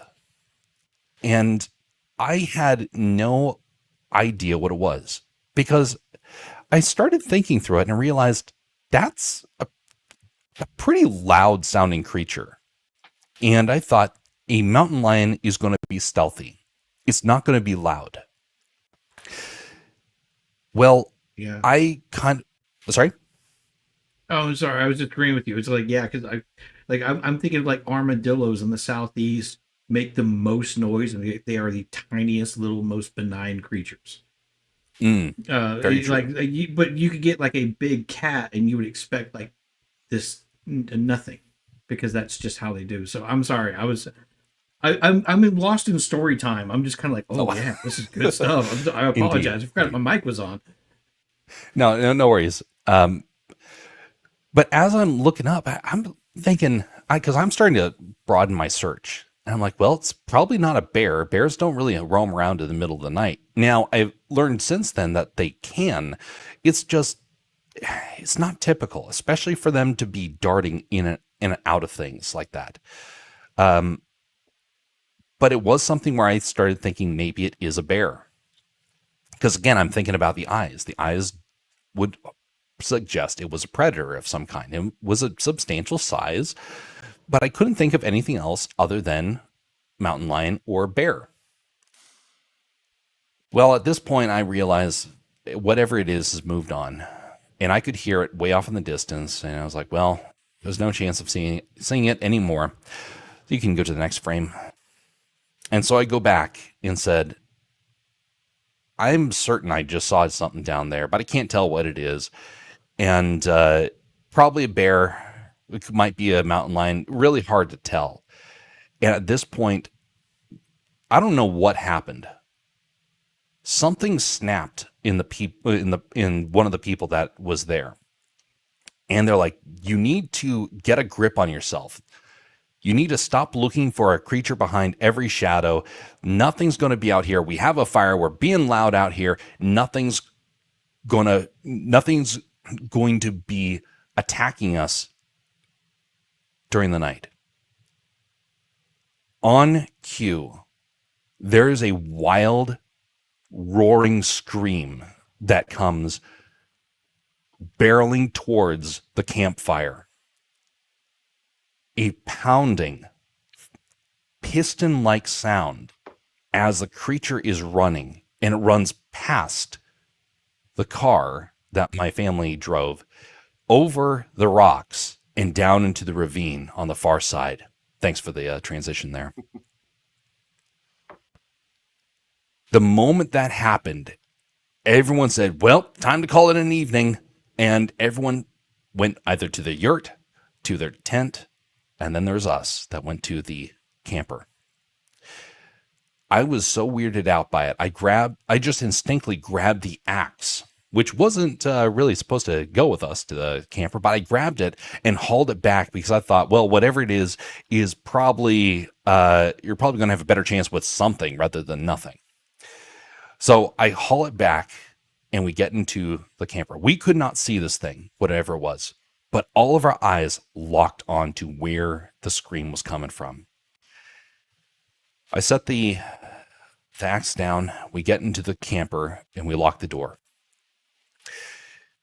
Now, my position was right next to the window. I was on the lower bunk bed, and the whole night I was like, there's something out there. I wish I could see it. I had the flashlight with me, and I kept thinking, I'm just going to be suddenly woken up, and this thing's going to be looking at me, whatever this thing is. Again, I still didn't know what Bigfoot was. We woke up the next day, and no one would talk about it. I still had the axe right next to the camper when we woke up in the morning. It took years before someone else finally said, yeah, I have no idea what that was. But up until that point, no one wanted to acknowledge it. Yeah. I wanted to bring that part up because most people that encounter this creature in the wilderness are shamed and ridiculed up until more recently in our history. It would be better for people to stay silent than to be considered going mad, or worse in some cases, to admit that there is a real danger in the place that they like to be.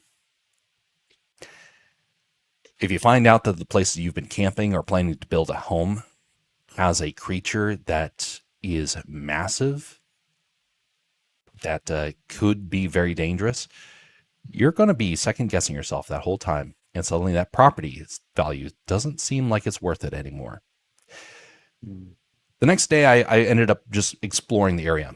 And unfortunately, it was very dry ground. I couldn't find any markings. I looked high and low, and I was like, there's some things where I thought that it would be something, but it was just very hard, compact ground. So there was no way to be able to tell. And you can see the outhouse down at the lower right. I suddenly didn't want to go down there anymore. Gee, if you wonder why. Well, I started thinking about it that following day. Well, I thought about it the whole night. Like, what was that? It sounded big, so it must have been a bear. But it had piston-sounding motion. That must have meant that it was a moose. It was tall, so it couldn't have been a cougar, but it had a roaring scream like it was somewhere between a bear and a cougar. And that sound, for a long time, was kind of like locked up in my mind. I couldn't find it anywhere. Now, I can't find the video again, but I did hear the recording of somebody who came across a valley in which they heard a creature calling in the night, and it sounded exactly the same. Someone who was camping actually about a couple 100 miles north of that position in Canada, and they heard something that sounded very, very similar. Well, I was kind of criticized for a couple of years when I mentioned, like, hey, there's something out there, and I finally had to dig into it, and I finally learned about Bigfoot. And I started putting two and two together, and I realized there is definitely a wild animal out there that's human-like in many ways, but it's also still an animal. It's not demonic, but it loves to toy with people, which is actually very akin to how some apes will act. And if you read about like what happens with chimpanzees in the depths of Africa, they're savage. They have some horrible hunting techniques, sick forms of hunting techniques. And some of the reports I've heard about Bigfoot are very, very similar to that. It's not like a gorilla. I think it's like it's like a chimp on steroids, which, by the way, chimps get pretty darn big. Yeah. I just wanted to throw a few things out there. I mean, one, yeah, with chimpanzees, God, this is probably nearly 20 years ago itself, but, Richard Attenborough, right? That's the guy, the British narrator? Richard Attenborough. Yeah, sorry. I think it was Earth, and they showed like chimpanzees like essentially going against a rival chimpanzee group, and they ended up eating one of the babies from the rival group. I mean, like, it was very vicious. It was like shocking to hear, because you do kind of think chimps being a little bit more goofy, silly, playful, right? You think of like BJ and the bear. But in comparison, right, apes, or not apes, but gorillas, who are far more intimidating looking, are probably more on the gentler side in comparison with what they do. But yeah, chimps are vicious. Have you ever heard the Sierra sounds, or have you ever listened to the podcast? It's the Sasquatch Chronicles, right, Mitch? Is that what I'm thinking of? In the intro of the Sasquatch Chronicles, you hear more of hooping, but I think they even play a roar in that. I was just going to say, if you've ever heard any of that, if you've ever heard anything like that, the Sierra sounds are more of like, almost like they're talking to each other than like grunting or yelling. I'm very familiar with that. Okay. I think that there's a lot of truth behind that. I also know that nowadays it's going to get very hard, because there's going to be sounds that where we are now familiar enough with it. You're going to hear a lot of fakers out there. Mm-hmm. I've heard probably around 10 audio recordings. And I'm like, yep, that must be the thing. But you got to be, well, it takes a critical mind to be able to try and weed through this stuff, because there's a lot of people that they want to try and humiliate. They're like, I don't want you to find this thing. and they will try and forge stuff. Well, I've heard about people that some of them start to forge stuff and they get freaked out. They encounter something and like turns them around. But what I kind of want to also recognize is that I think that these creatures are wicked smart. People will say like, oh, dolphins and orcas are incredibly smart. I think this thing puts dolphins and orcas to shame. From everything I've heard, this thing knows its capabilities and it knows our weaknesses and it uses terror tactics. I think it goes after kids primarily. And there's a lot of reports that kind of suggest that. But it is interesting that that these things happened in my youth. And this one right here was toward the later teen years. Now, granted, I've not gone hunting for this thing in the woods, but I think this thing knows what is vulnerable and what is worth like toying with, what is worth trying to capture. And so I am not, I really do think that it was a close call for us when we were down in the Southeast. In retrospect, I knew that there's something there, but I didn't realize the real risk until I started hearing other people's stories and realizing it was the kids that seemed to be targeted the most. Now, so you think in that instance, it would be kind of like I'm reminded of an instance from when I went to a wolf sanctuary, and when nobody was looking, this little girl started running back and forth outside the enclosure, and the wolf was running back and forth. She thought she was playing with a doggy, and it was the predator, like play with your prey kind of instinct. Do you think that's kind of what you had when you all were running down the path, the kudzu in between? It's like, I'm going to mess with them a little bit before I really go in for the kill, or was it really just the kudzu that kept you from, I don't know. It's a weird one. I'm surprised that one of us wasn't grabbed. And it very well could have been like the people that left early. That might have been it. That might have been why they said, hey, guys, don't come out, because they got a phone call and they're like, hey, something's amiss. But I've heard stories where chimps in particular will attack the young as a way to threaten another chimp. Is that what is happening? I don't know. But it is something where I cannot overlook the risk. So honestly, if I had kids, I would not be camping. I believe that we need to take up our practices of old, which is to have a watchman around the campfire 24/7. We don't do that anymore. Just like this scene right here. We all went to bed. No one kept watch. That thing could have come and got the people that were in the tent for all we knew. It could come up to the trailer, break a window, and grab someone. And I've heard stories about stuff like that. I wanted to mention when you said that going after the kids, now not getting into this topic because this would derail everything here. But are you kind of referring to like missing 411? Since then, I've listened to a bit of those, and I think that there is a lot of correlations with that. Yeah. I don't know if that's always what happens in those streams, but I definitely can say that it makes sense to me. And if you look across the animal kingdom, that's actually a very legit tactic that a lot of very big predators will do, including large cats, bears, and of course, apes. And it is something where when I look back on it, I kind of wish I could go back to some of these areas and try and reinvestigate the regions. But I realize that a lot of these creatures are probably going to have moved on since then. This area that we were at was being developed for housing. Now there's going to be times that you're going to be out in the wilderness and you're also just going to write it off and say, oh, well, that's just a sound in the night. I can't do that anymore. If I hear a sound, I'm like, there's something there. And I have to now investigate. I have to be able to know for certain because you don't know. Mm-hmm. Kind of similar. You know about the discovery of the giant squid? Yeah. That happened within our lifetimes. A creature that is the size of whales that was very common in the oceans of the world, and we denied it. We told sailors they were liars. only to find out within our modern day, lo and behold, this thing is real. And now we believe the colossal squid is real. So they would were this thing just be there? silly. Absolutely.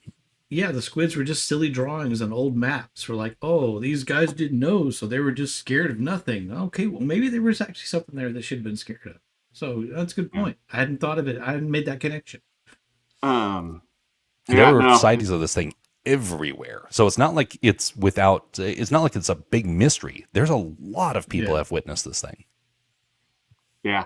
And again, not to get off too much topic, I always think of too, like Les Stroud talking about, he's kind of become a big believer in Bigfoot, and it was actually up in Alaska and heard something he had never heard before. He was very familiar with a lot of, his moose, bear, and very, very intriguing, to say the least.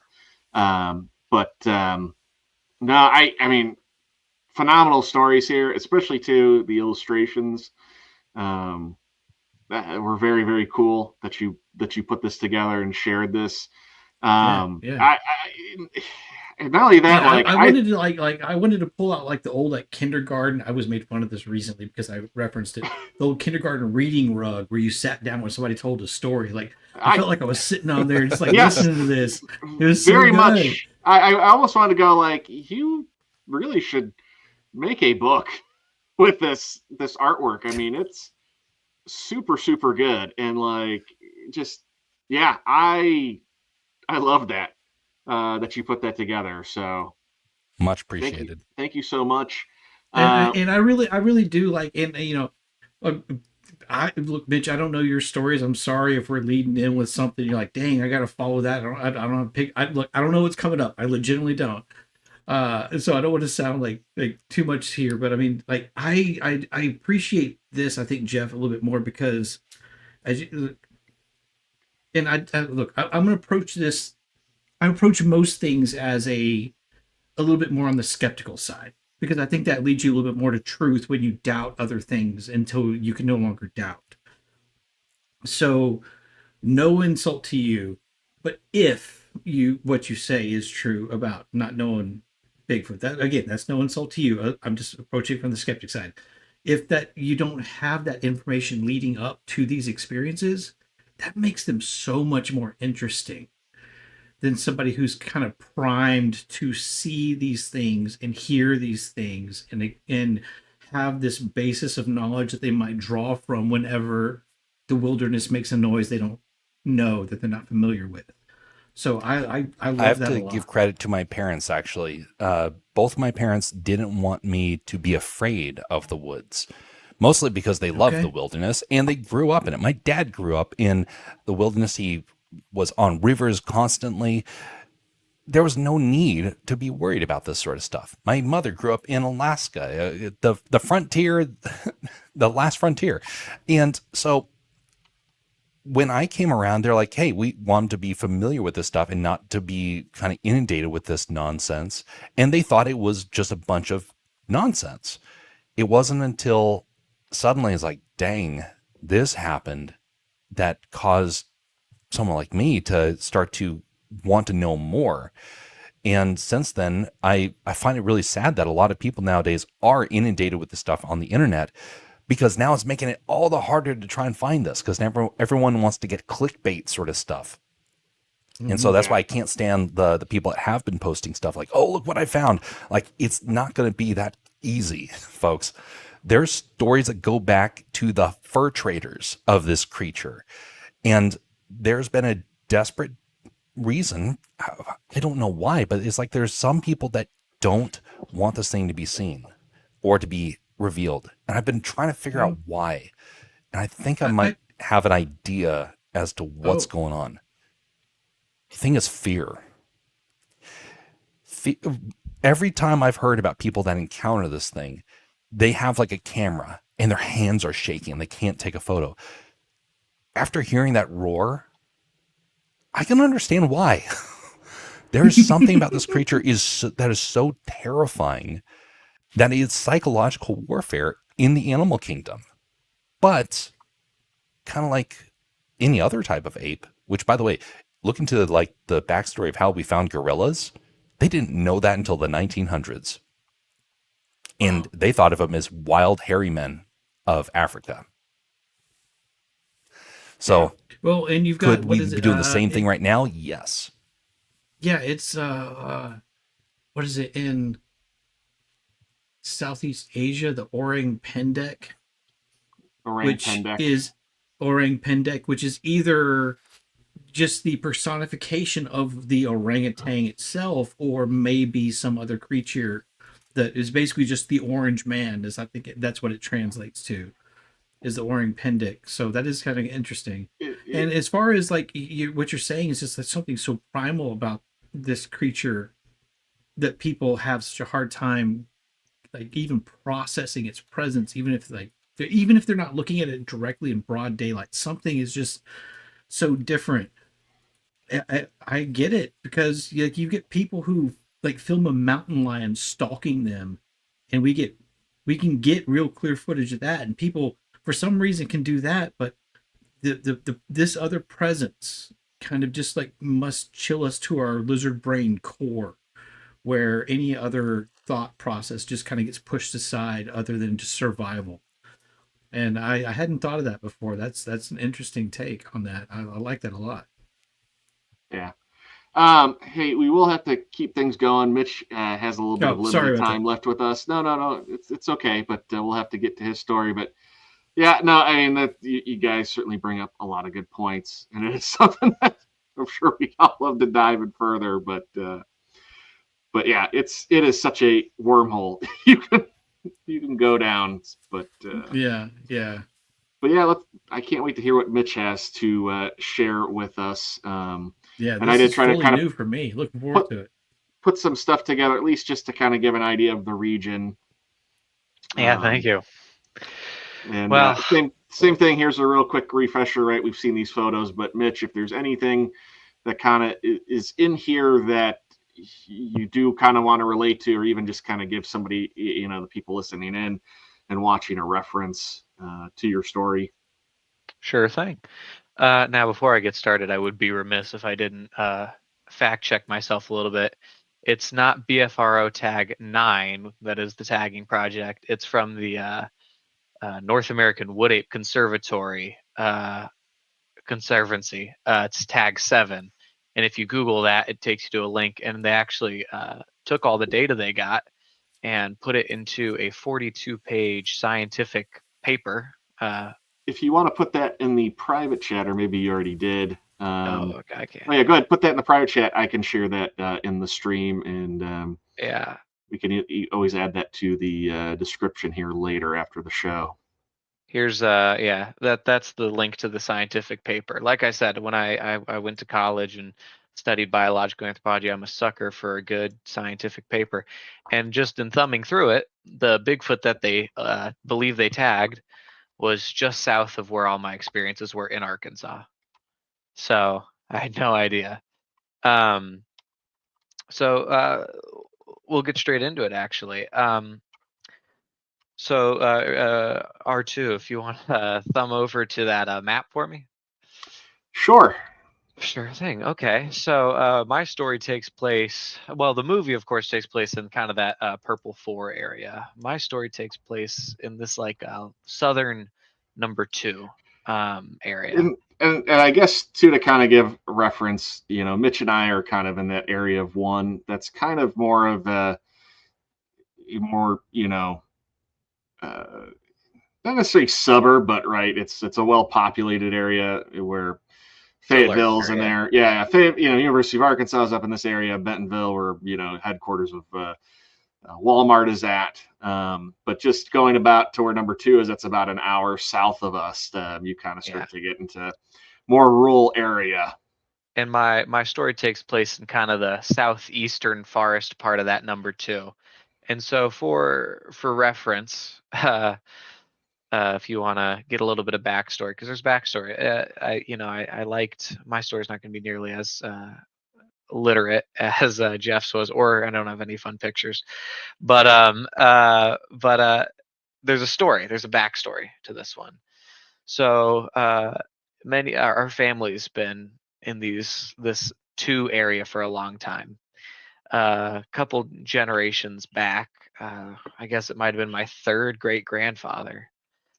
He owned a plot of land, farming valley, middle of nowhere out in the woods. And about, God, what, 60s, 70s, he sold it. He sold that land, and it got dammed and flooded. And they put a little lake on there. I'll tell you the name of the lake. The lake's Lake Mulberry. I've looked for it on maps and Googled it. I cannot find it for the life of me, but I've been there and I know the name. So it's called Lake Mulberry. Back when it was a little farming valley, he often told stories, passed down stories of a creature that lived in the valley named Crunch Crunch. This was in a time pre-dating kind of the Bigfoot idea, right? Because if he sold it in like the 60s, but he was farming back then in the 50s and 40s, right? So this is pre-Bigfoot even being in the zeitgeist of America.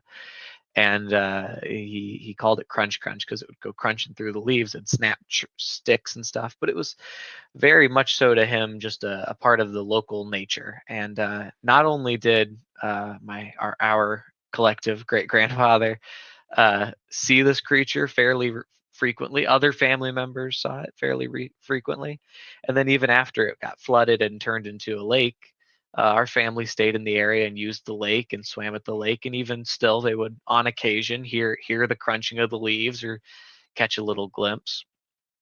So cut to a couple years ago. I've lived in the state a couple years now, and my uncle, great uncle, who lives down in that area currently still, he fishes that lake. He invites me and my grandpa out to go fishing on Lake Mulberry. My dad. Yeah, R2's dad. So we show up.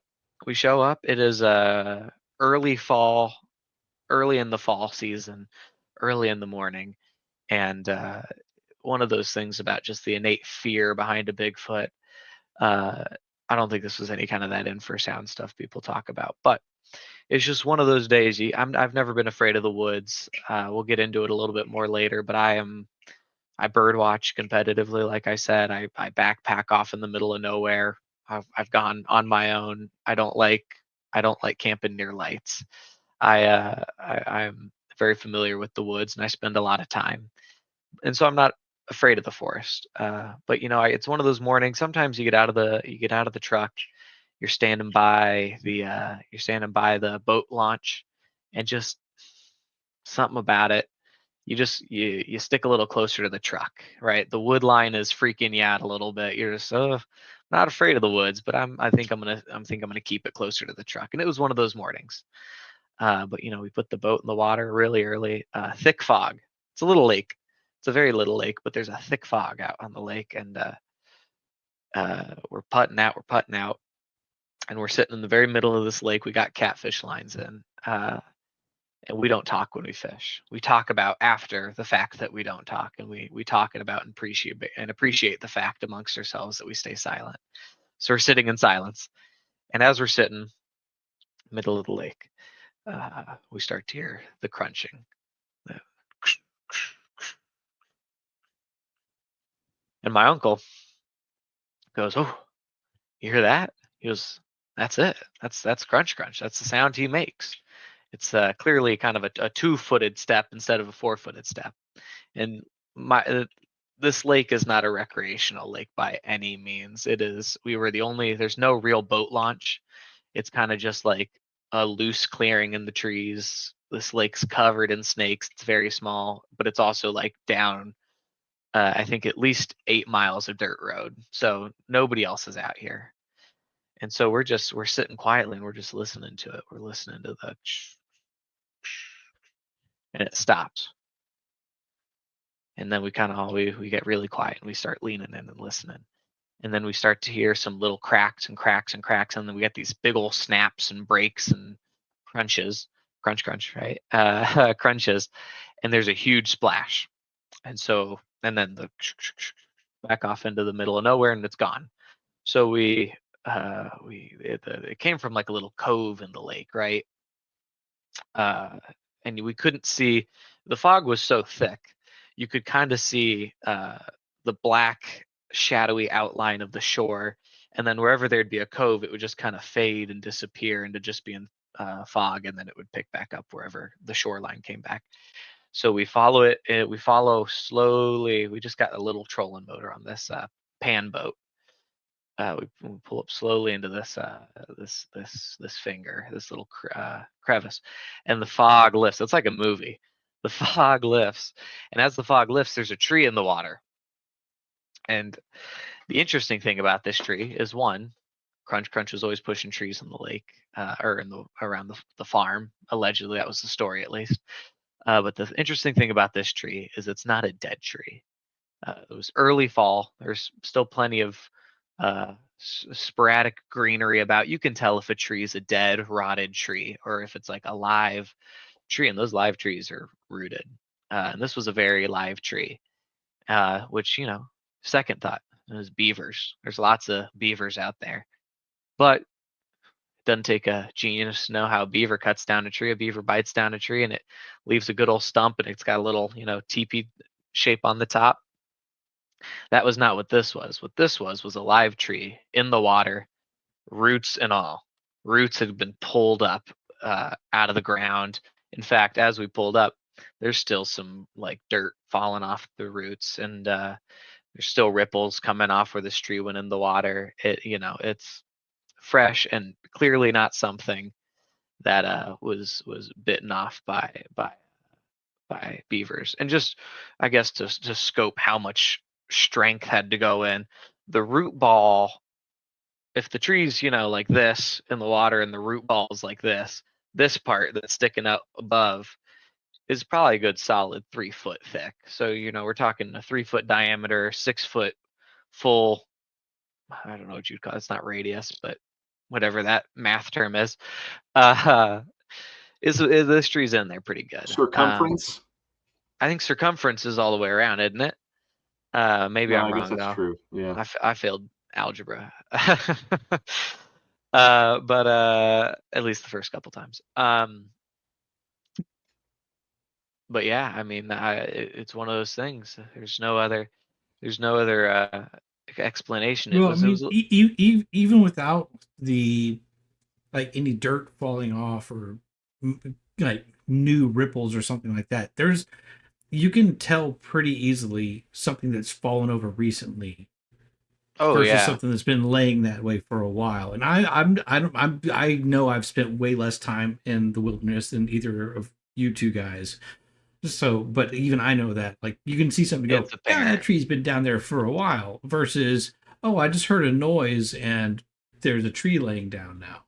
Well, I forgot kind of the most important detail about this tree, kind of the final nail in this coffin. Up this tree, about 8 foot up where the tree would have been 8 foot up had it been standing, the bark was rubbed clear off. I mean, it was barked, scalped for an area about this big, about half of the tree, and then bark all the way clear up, where presumably, something been pushing, ripping, shoving on this tree. And so that was somewhat frustratingly. It's I guess a normal occurrence, at least for some of the family, like my uncle. And so he was like, "Oh yeah, it sounds like that was it," and he just kind of like ignored it, and we fished the rest of the day. And it's funny. You come back, you're like, "You'll never believe this." He goes, "You'll never believe it." Yeah, grabs his beer. He did. Let's see, it's funny, and I could tell he was gone because we get back to the launch, and I'm just skipping around the forest. I don't care. That whatever it was is clearly left.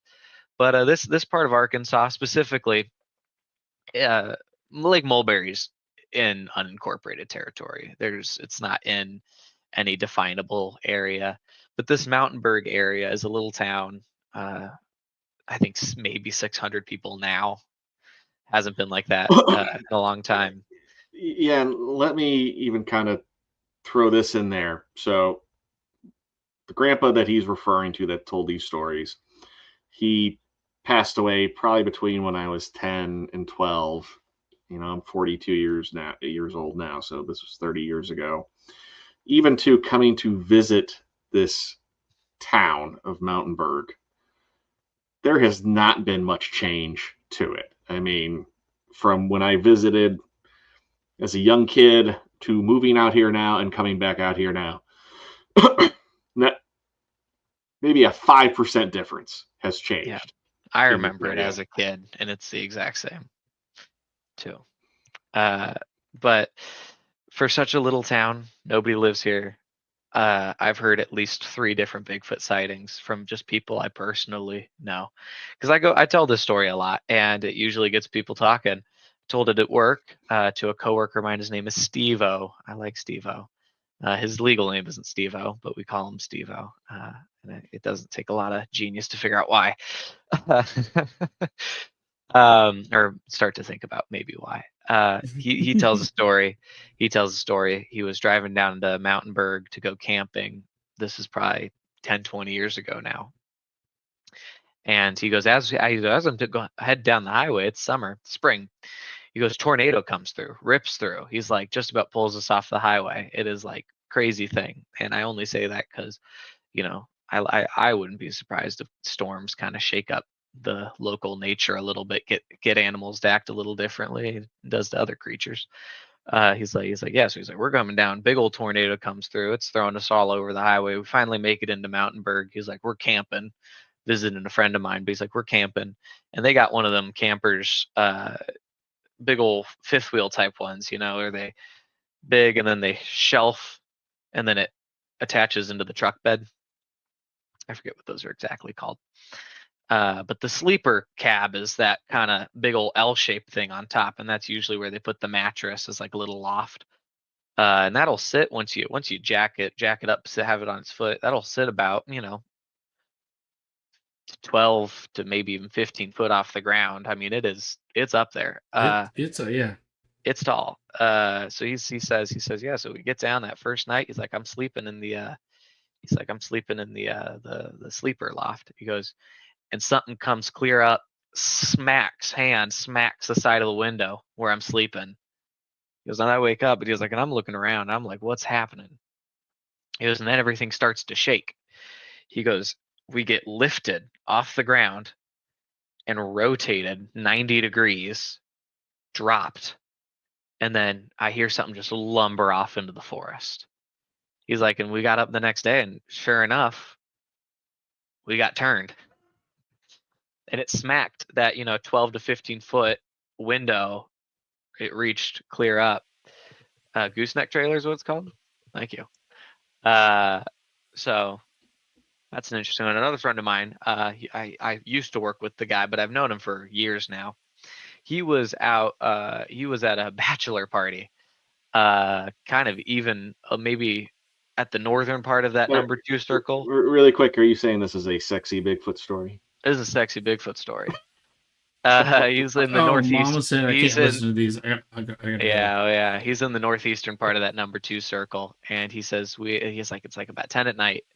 We don't know what to do, and so the guy getting married, he's all about hunting, and so he says, you know what, let's go shoot some deer from the road at night. And I will. It's very legal. But he says, let's go do it. He's saying, everyone's like, okay. So they're driving clear around Arkansas. They are all over that number 2 area. They cover ground, he says. He goes, and a couple of my buddies shoot some deer. He's like, he's like, I'm not really a big hunting guy. He's like, I'm just kind of riding along. He goes, but everybody shoots a deer, and then they're like, it's your turn. And they've made a full loop around, and now they're headed right back to where they started, passing through Mountainburg, when it's his turn to shoot the deer. And they spy a deer in the wood line coming down the highway, and they hand the gun over to my friend, and he's got one of them green night vision scope type deals. And he lines up his shot, looks out the window, rolls the window down, looking through the scope. He sees the deer in the wood line, but what he also sees standing directly behind the deer. He says about here up was in the trees, but you can still see the heat signature, He goes, is a Bigfoot. He goes, and I know it's a Bigfoot because what I'm looking at is, 1, it's like 8 feet tall, and 2, he goes, it ain't got no shoulders. If you ever, or not shoulders, it ain't got no neck. I mean, it is shoulder into trap into head, which is kind of how people like to draw these Bigfoots, He goes, and it is just all chest. He's like, it's huge. he's like, I drop the gun, and he's like, I'm go, go, go, go, go. And his friends are all like, oh, what's wrong with you? What's wrong with you? You scared? You scared? And he's like, I'm not looking through that scope again. He's like, I saw something. I saw like a monster. And his friend's like, oh, you're being a baby, blah, blah, blah, blah, blah. He's like, give me the gun, give me the gun. And he says he looks through the gun and pauses and freezes. He's like, yeah, we should probably get out of here. And as they're driving away, he's like, what'd you see? What'd you see? He's like, did you see it? And he's like, well, kinda. He's like, what I saw, he's like, I didn't see what you saw. He's like, I didn't see the creature shoulders looking at us from the wood line. He's like, by the time I got to looking at it, he goes, I could see it as it had turned around. He goes, and it was starting to walk back off into the woods. He goes, but it was just snapping branches, like plowing through that tree line, just walking.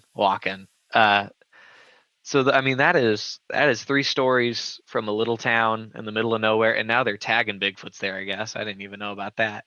I kind of got one more little thing. I was gonna say too, when you're done, I'm gonna add on to your first story just to add. Yeah, I guess kind of some more detail too with that situation as well. I'll just really briefly my last story. I'm in a small town a couple hours away. It's called Compton, Arkansas.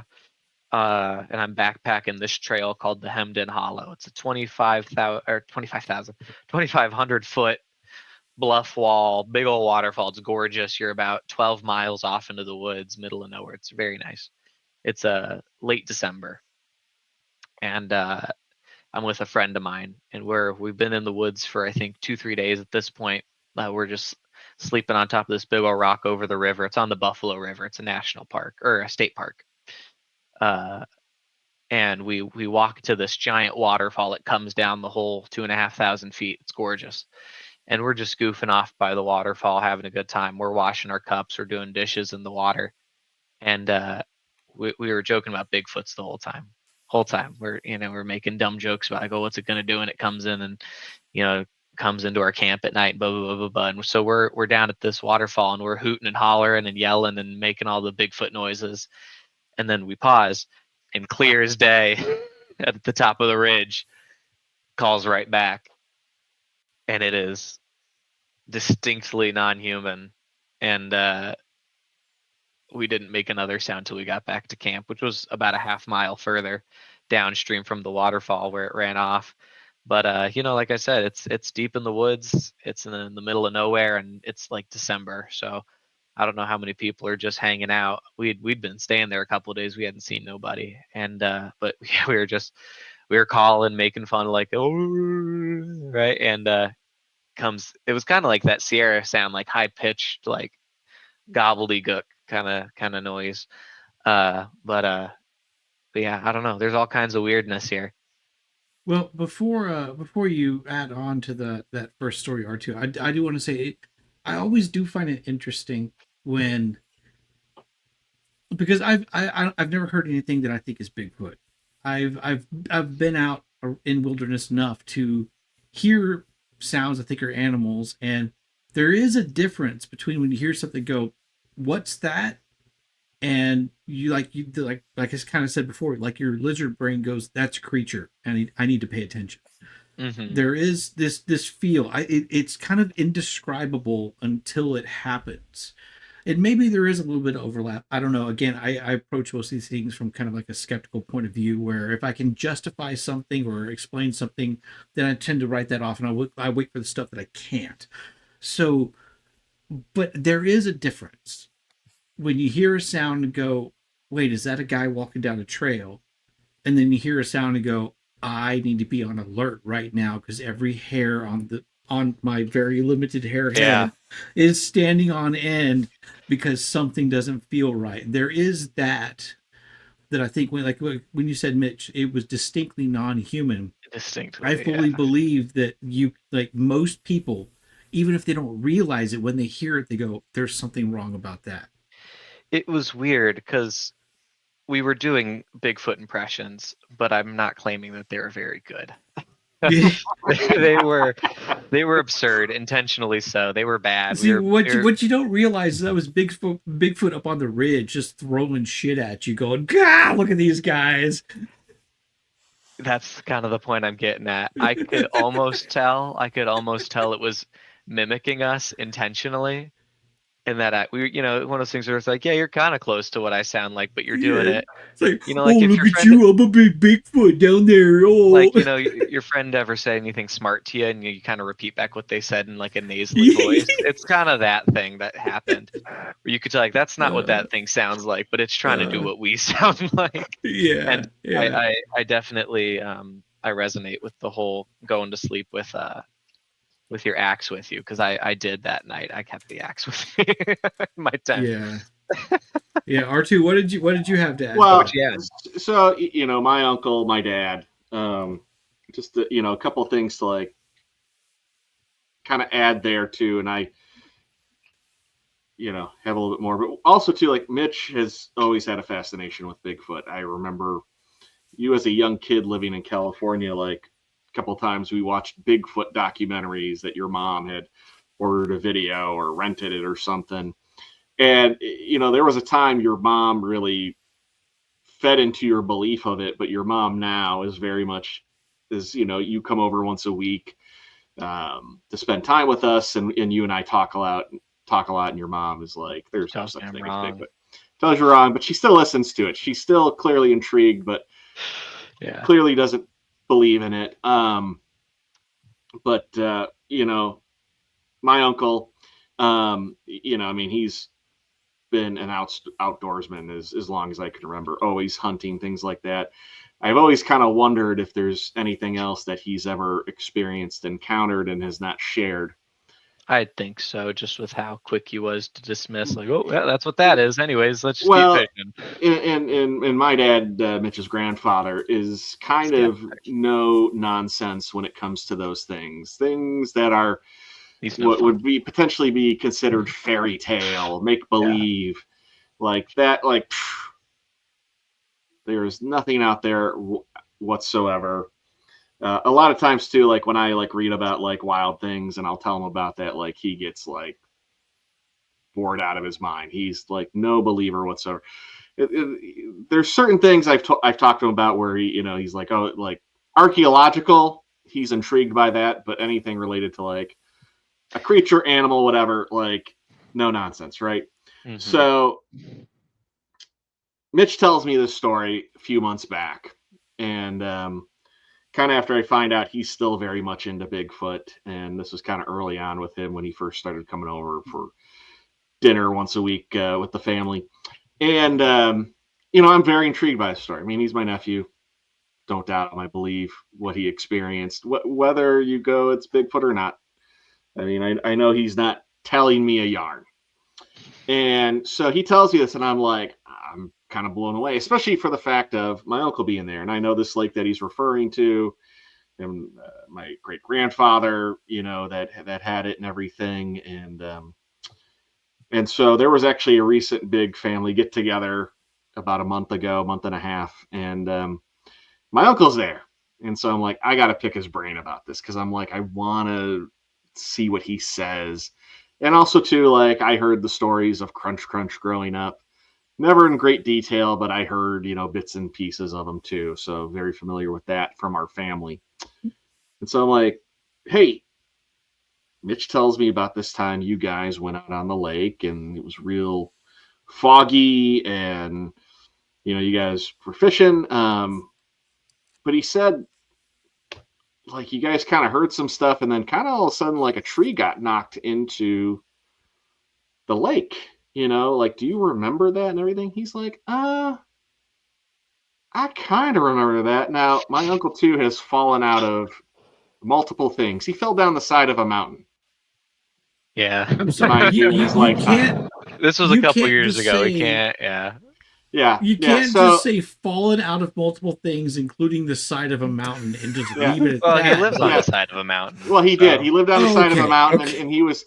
There was a branch that was blocking the view of Lake Fort Smith, and he's like, "I'm going to cut that down." And my uncle has got terrible luck He took the chainsaw, and what does the branch do? Of Swings course, down he's got next. terrible luck. You just said he fallen out of multiple Well, things. but like I said, like the branch knocks the ladder out, and he goes tumbling down.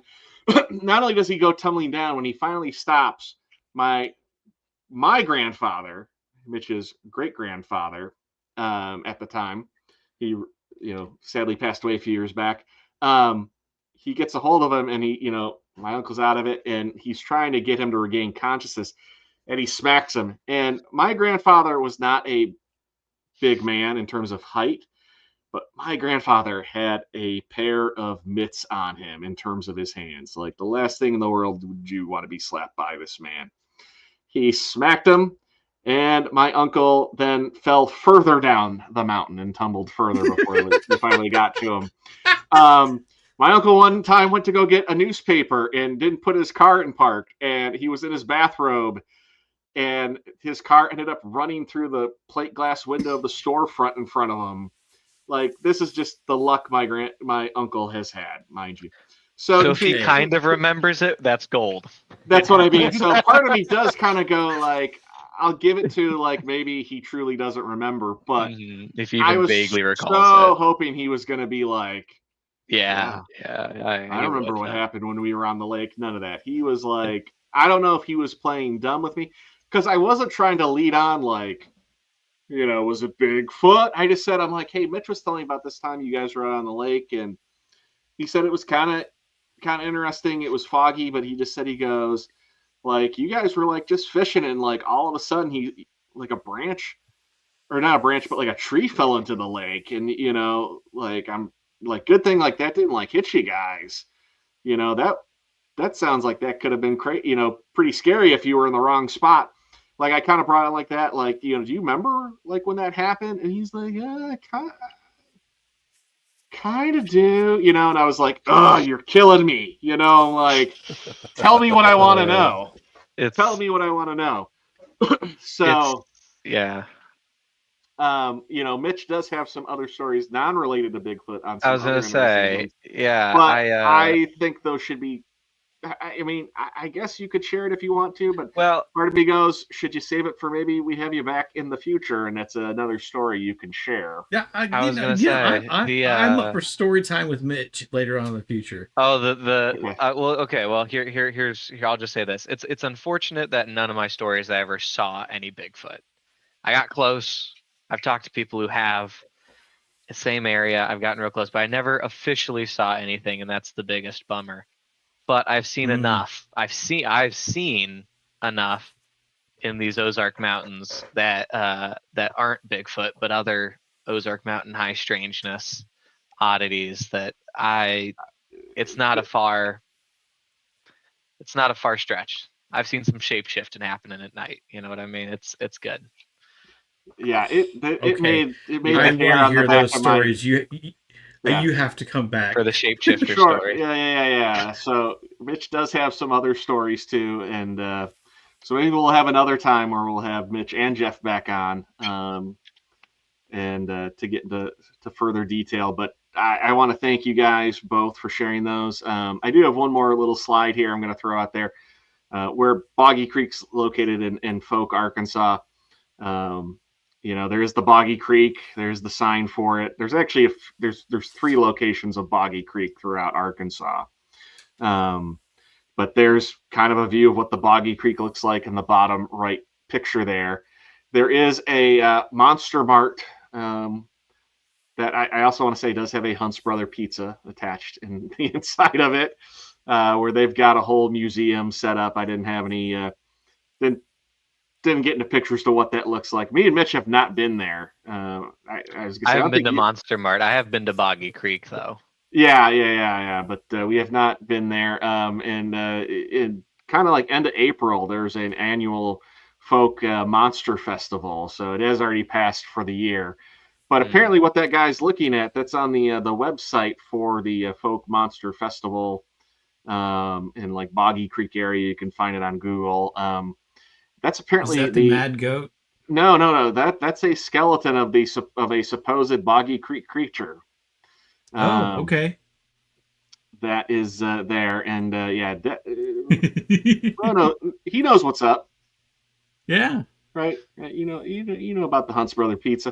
So I did want to share that and real quick as we wrap things up and just thank you, both of Yeah. you guys for joining us tonight. This was so much fun.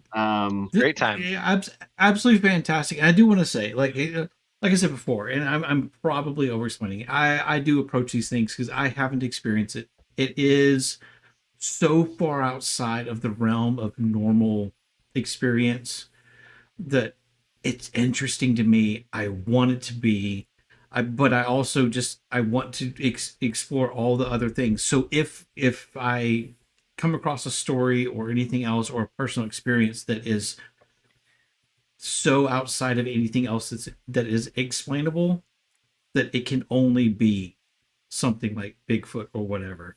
And I know there are tons of stories, whether it's just lore that's passed down from things that's fascinating as well. Your personal stories, I'm looking where your screens are mine, not the camera. Your personal stories are fantastic. Thank you for sharing them with us. And I love this kind of stuff. I love hearing from the ground when Beard, somebody comes across something like that. there is an area about 100 miles from where I live that has had many sightings. And so you too can have such an experience. You just have to go to the region and be willing to stay there for about 5-10 years. Or try Mountainberg for like 15 minutes. See, funny thing is, I was actually not too far from where you are, Mitch, not that long ago, and I can't give it 5-10 years, but maybe a couple of days, I can convince the girlfriend to go vacation in Alaska. You never know. All it may take is some freedom chi-chis to tempt him to come around. You're not going to see them live, folks. You got to pay for that. Come on, come up here, Beard. We'll all go squatching. I'm down. I'm down for that. I need to get back up there because last time I was in even near your area, you were kind of where you came to visit, because one of our guests recently that came on, I know you were actually up there to visit them. You were right in the middle between where Mitch and I am and where all this stuff happens that Mitch has talked about. So you were very, very close. So yeah. So we'll have to do something later on. But I just thank you guys for sharing your stories. It's all incredibly interesting. I love it. I love hearing these firsthand stories, and just the topic in general is very fascinating to me. I have no experience, but I would like to just wander through the woods and see some giant hairy man. That didn't come out quite right. Never mind. Let's go. I am that wild man. Just remember, the people that have gone hunting for this thing, many times they come away and it's like, I don't ever want to remember that thing. So you may get your wish one day, and you might think, you know what, that ruined everything for me. It's true. Yeah.